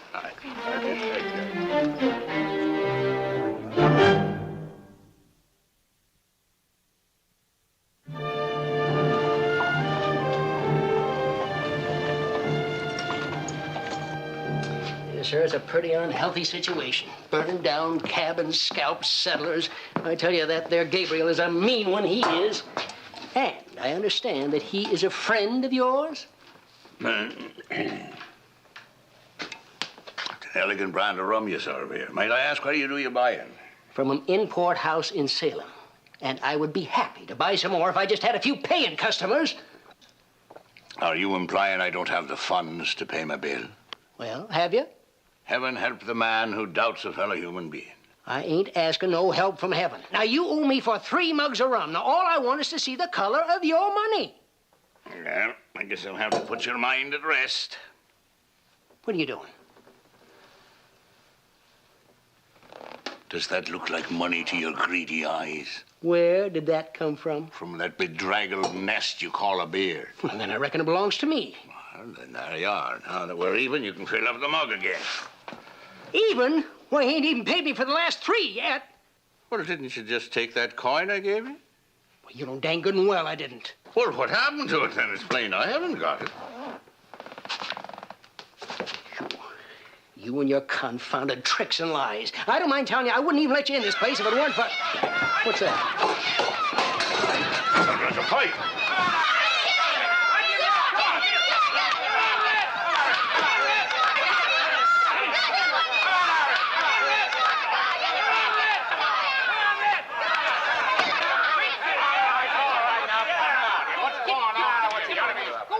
Let it out now.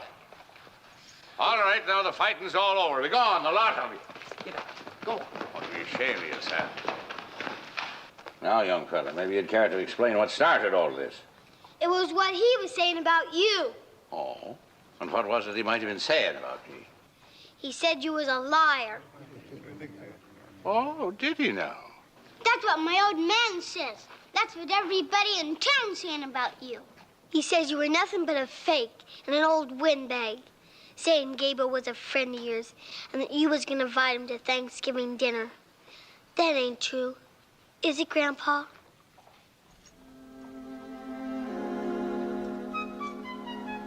Please say it ain't true, Grandpa. See you lie your way out of this one, Grandpa. I have no intention of it. I'll go see Gabriel the first thing in the morning. Yeah, what'd I tell you?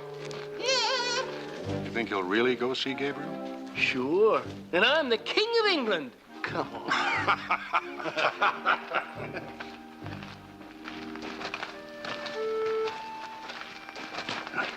Let's get you clean, lad, before your mother finds out you've been fighting. And I'd appreciate it if you wouldn't mention the incident to your mother, eh?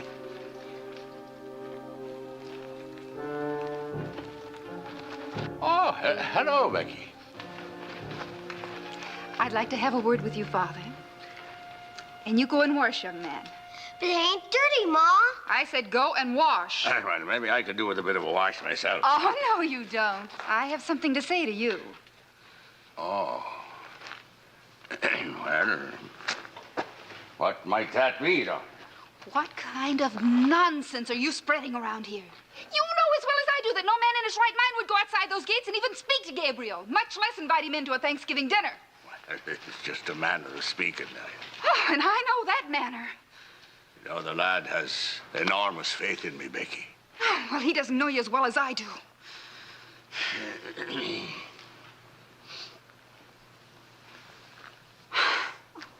Father, I'm glad you've come. And I hope you'll stop your wandering and settle down here. But you've got to stop making a fool of yourself in front of people.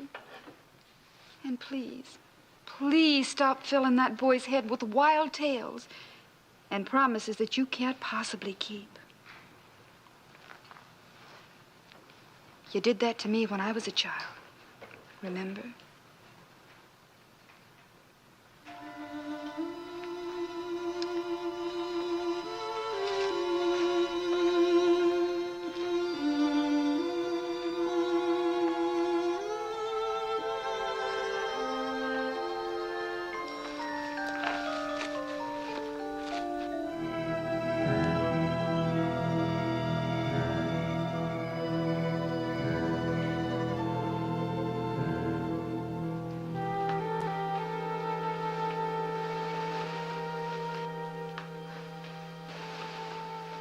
Good night, dear.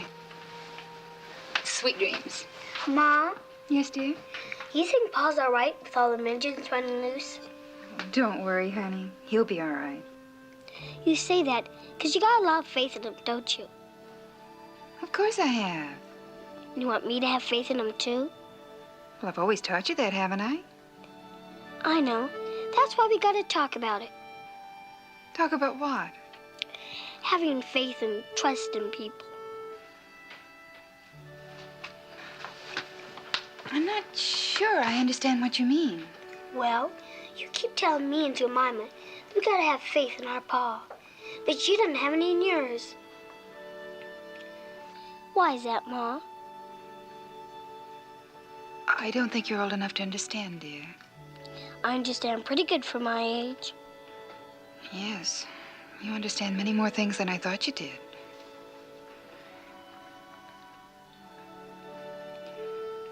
Well,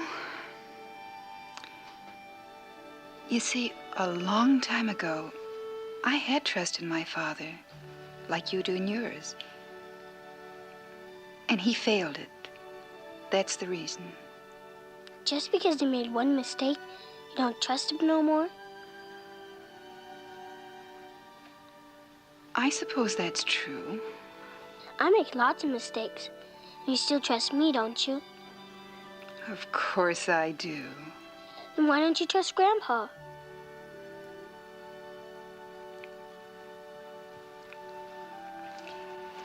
Go to sleep now, darling. Please. You told me once that everybody needed somebody to have faith in them. So if you don't have faith in Grandpa and he needs it, I guess I'm the one who's got to furnish it.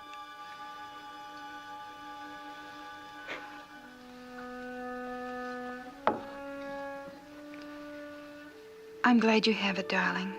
I'm sure he needs it very badly. Now go to sleep.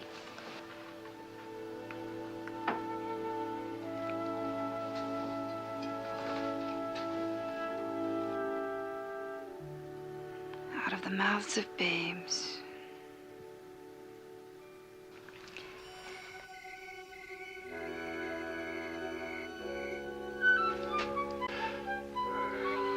Timothy Bryan, you're a foolish old man. The brain of a bird and the braying voice of a jackass. It's probably your last day on this mortal earth. But you'll not break your promise to a child. Hail and farewell.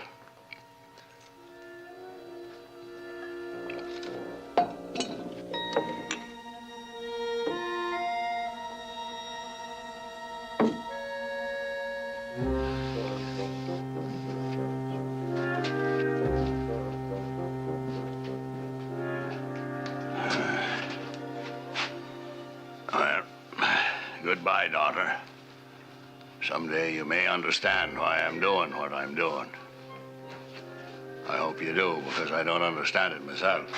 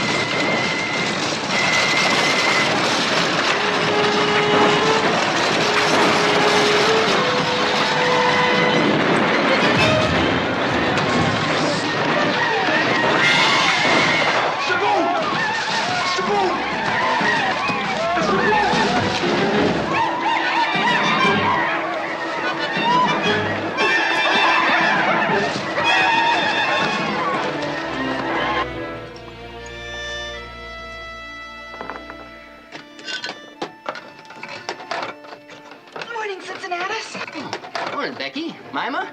Morning. That fire feels good this morning. Yeah, especially since it's coming on wintertime. Have you seen Israel? Well, ain't he sleeping? No, his bed's empty. Well, your pa's gone, too, so you can be sure they're someplace together. Oh, he's probably just looking after that old turkey of his. And your pa's out there nursing that mule. Well, you go round him up, Mima, while I fix breakfast. All right, Ma. I better go along, too. He'll be wanting some feed for that long-eared critter.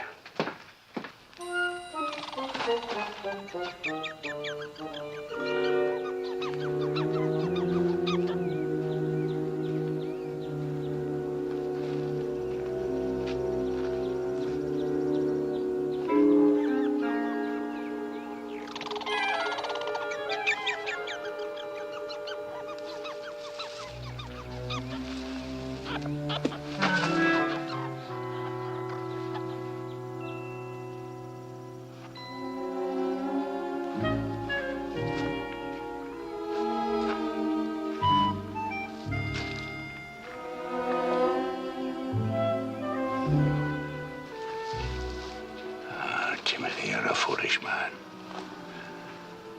Betrayed by vanity and a boastful tongue. You kept your mouth shut, you'd have been sitting down to breakfast right now, instead of out here the likely target of a mess of aborigine. And you may be foolish. Your heart may be in the right place, but your feet are pointing in the wrong direction. Here's only a fool going to a hostile heathen's camp. In other words, Timothy, it's time to join the Arabs and fold your tent and silently steal away.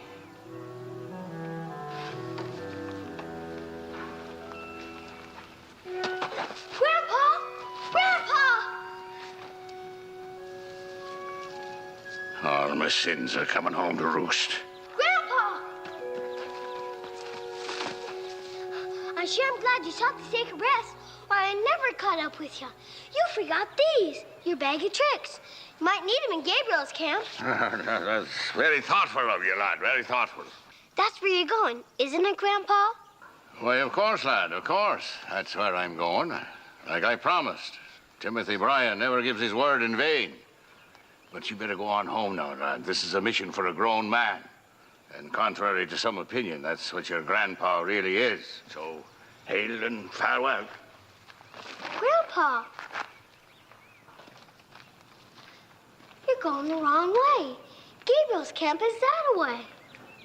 Well, how do you like that? How could I make a foolish mistake like that? You know something, lad? What? In this business, a man could get killed. Let's both go home.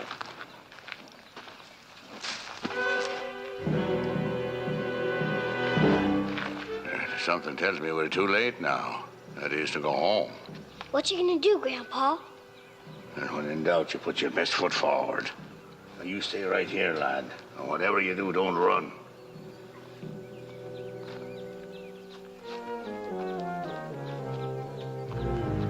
Where's Gabriel? Well, come on. Can't any of you talk? Gabriel, not here. Well, where is he? I take you to him. Grandpa! Grandpa! Grandpa! Grandpa! Grandpa, do something!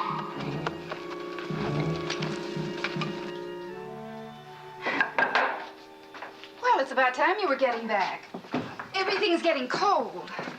Oh, come on, sit down, sit down. Where's Israel?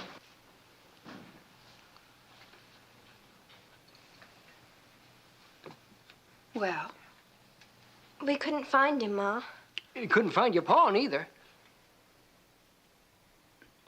they just can't disappear. They're probably visiting somebody. They certainly wouldn't go outside with this Indian trouble. He wouldn't, would he? I mean, my father's always talking, but he never goes through with things. And he certainly wouldn't take Israel along. He wouldn't, would he, Cincinnatus? Would he? Doggone, Becky, I just don't know what to believe. You can't be too sure of anything when it comes to that boy and that old man.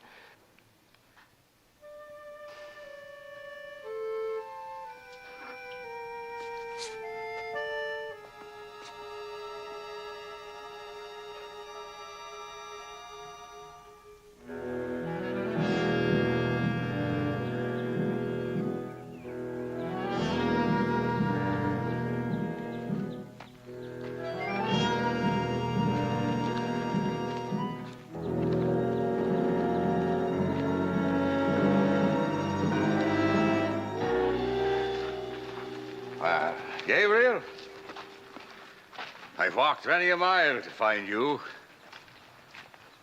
You know why?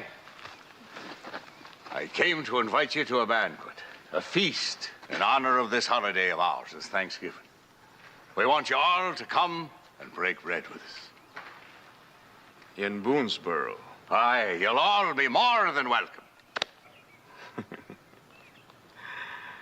We go to Boonesboro. Good. But not to make feast. To make war. Our medicine man, Great Cloud here, says our medicine is good. Our magic is strong. Today we attack.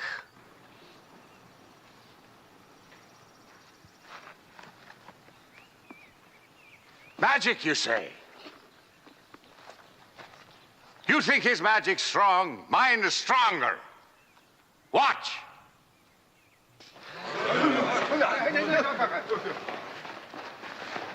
Out of nothing, I make fire.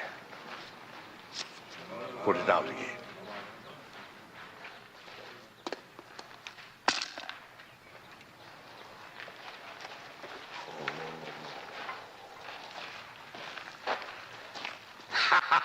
Look!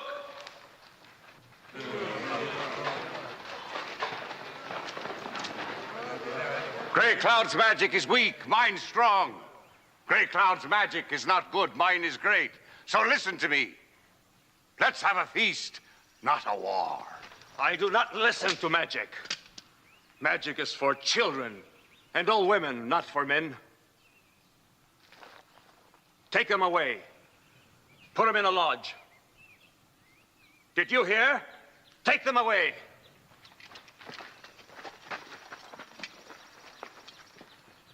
My paw got you for this!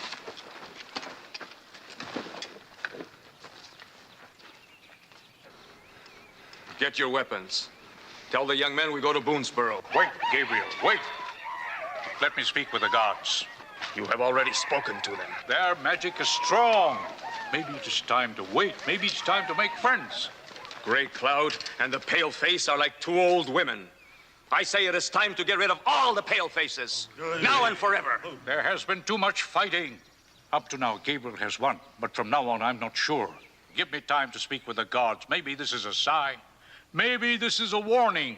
We have seen great magic here. Go sit with the women, you old man. You heard the Paleface speak of their Thanksgiving Day? When they are feasting in Boonesboro, we will attack. I, Gabriel, have spoken. All those who do not agree will walk away. I walk away.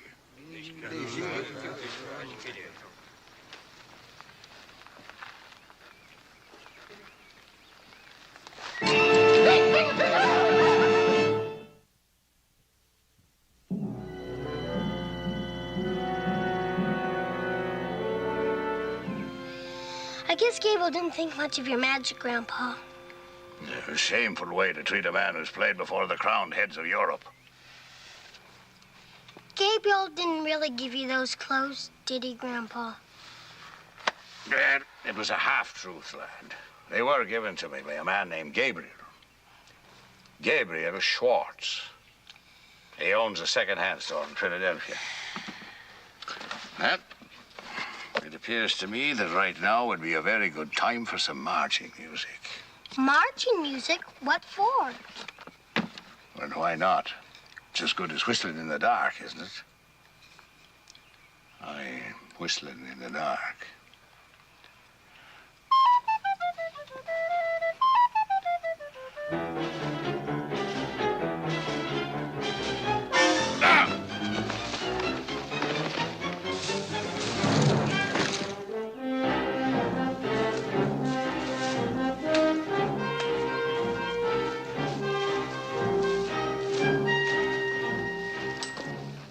You all right?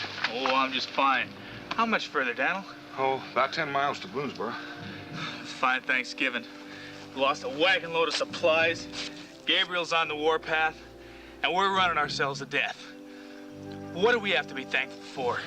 We're still alive, aren't we? To me, that's a powerful lot to be thankful for. Now, come on. Start running.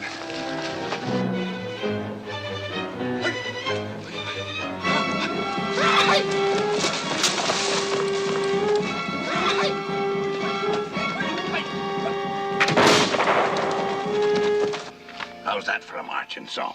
A Jim Dandy. I learned that from Frederick the Great of Prussia. The Emperor himself taught it to me.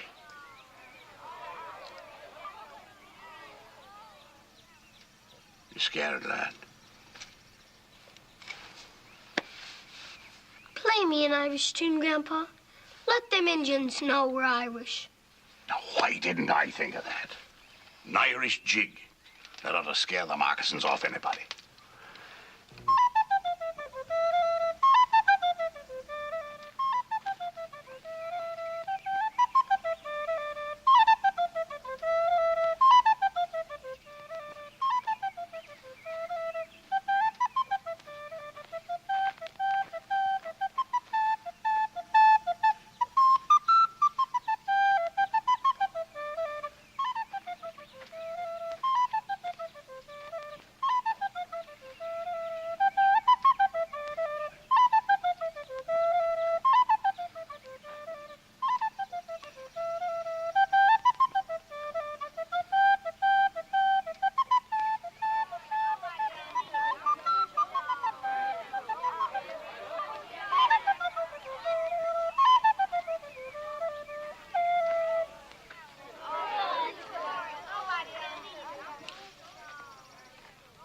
Must be coming for us. Wait. What? They're just kids and squaws, Grandpa. Well, what do you know? The power of sweet music. I've got them under a spell.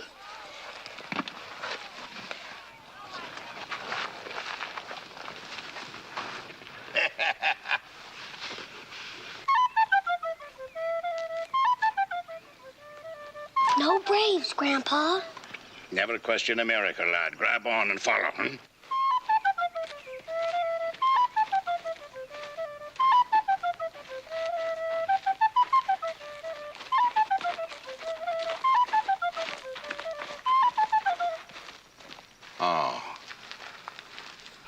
I should have known. It was all too good to be true. Here, fire stick. Make it burn. What? Let flame go up in air.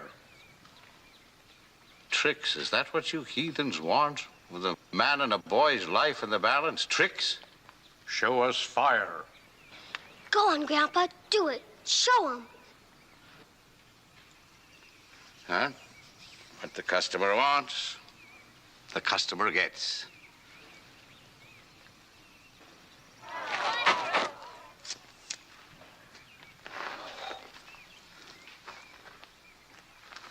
I don't quite know what this is all about, lad, but if tricks will keep us alive, it's tricks they'll get. And now, friends, I want you to observe what I have here. A coin, an ordinary coin. I want you to observe a few feats of prestidigitation.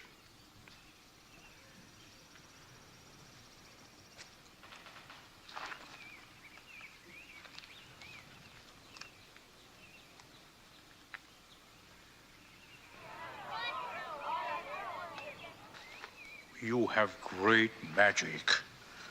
I, Great Cloud, medicine man of the Choctaws, tell you this. You have great magic. If only you could use magic to bring peace. Peace? What's going on here? Where is everybody? Where's Gabriel, the Braves? They have gone to war. To attack Boonesboro? Blood will be spilt tonight. Songs for the dead will be sung tonight. Ma's there, and Jemima, and Cincinnatus, and maybe even Pa. No one has the magic to bring peace and stop war. That is my sorrow. The gods do not want war, they want peace. They cry for peace. Go. You are free. You and little Brave. Let there be some who do not die this war.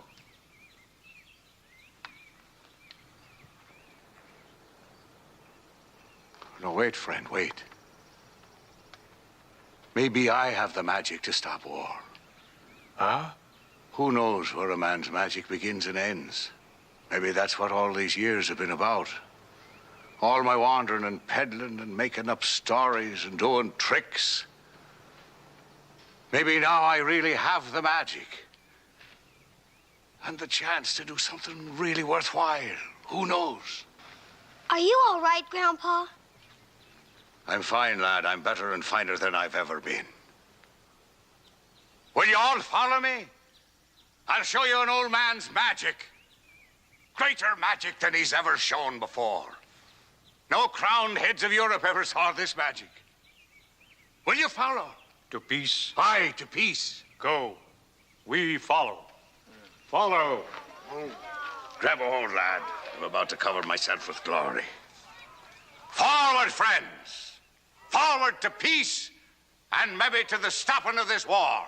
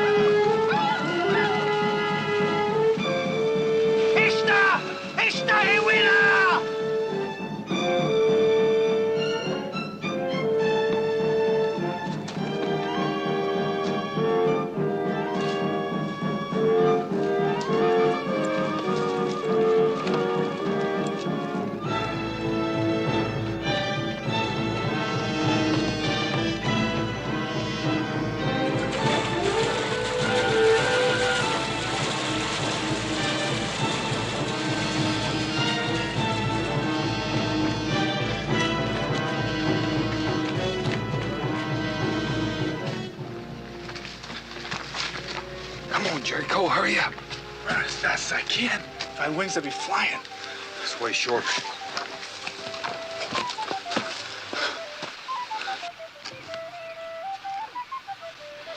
Music. I must be sick, but I swear I hear music. Well, there's your music. Gabriel's still after us. Come on.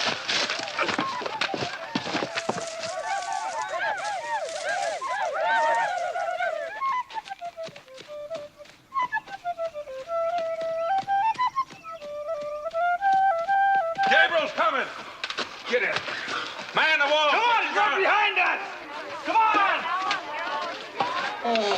Get up on the wall. Dan! Oh, Dan! Well, happy Thanksgiving to you, Daniel. What's going on here? Well, we got company. I invited all these lovely Choctaws for a feast on this lovely Thanksgiving. Ah, peace, Daniel. It's wonderful. Peace? Are you out of your mind? Gabriel's on the warpath. That's him and his braves right now. That's the magic of it. Don't you see? That's the magic of it. Do you think he'd attack and start a war with all his own people inside here, huh?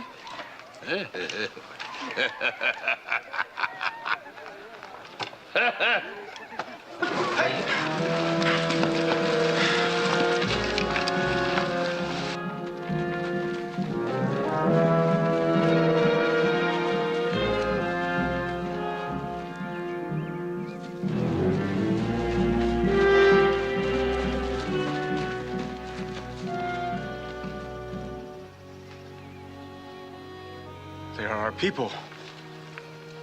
And my children are with them. And my woman. Right, everybody's family's in there. It's a grand occasion. Will Gabriel attack us while your people are our guests? Will you spill the blood of your own family? You captured them. No, Gabriel. What do you tell them, Tim? This is your doing. Well, they've come as guests to a feast, Gabriel. A feast of peace and goodwill. The women and children don't want war, they want friendship. That's why they've come. How will Gabriel come? Oh, it's a trick! What, trick or magic? What's the difference so long as it ends a war? What do you say, Gabriel? Will you sit down to a Thanksgiving feast with us? Will you bury that war club? You don't want to attack your people and your friends.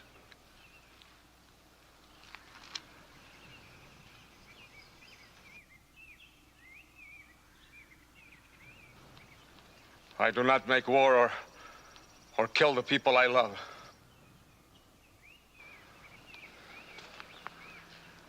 We'll feast at your table.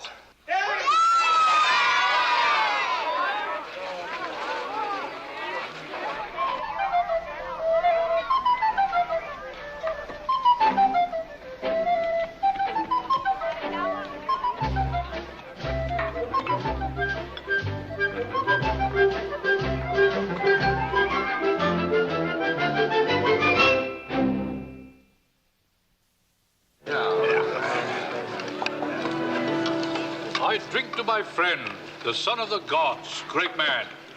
Sure he is. With very great magic.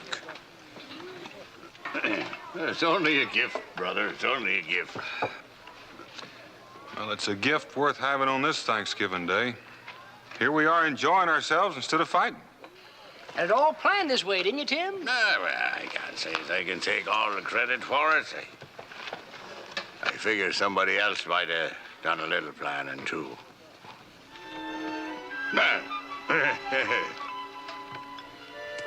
Nam? Well, that means gobbler in Indian. You stay next to me, and you'll live to see lots of Thanksgivings.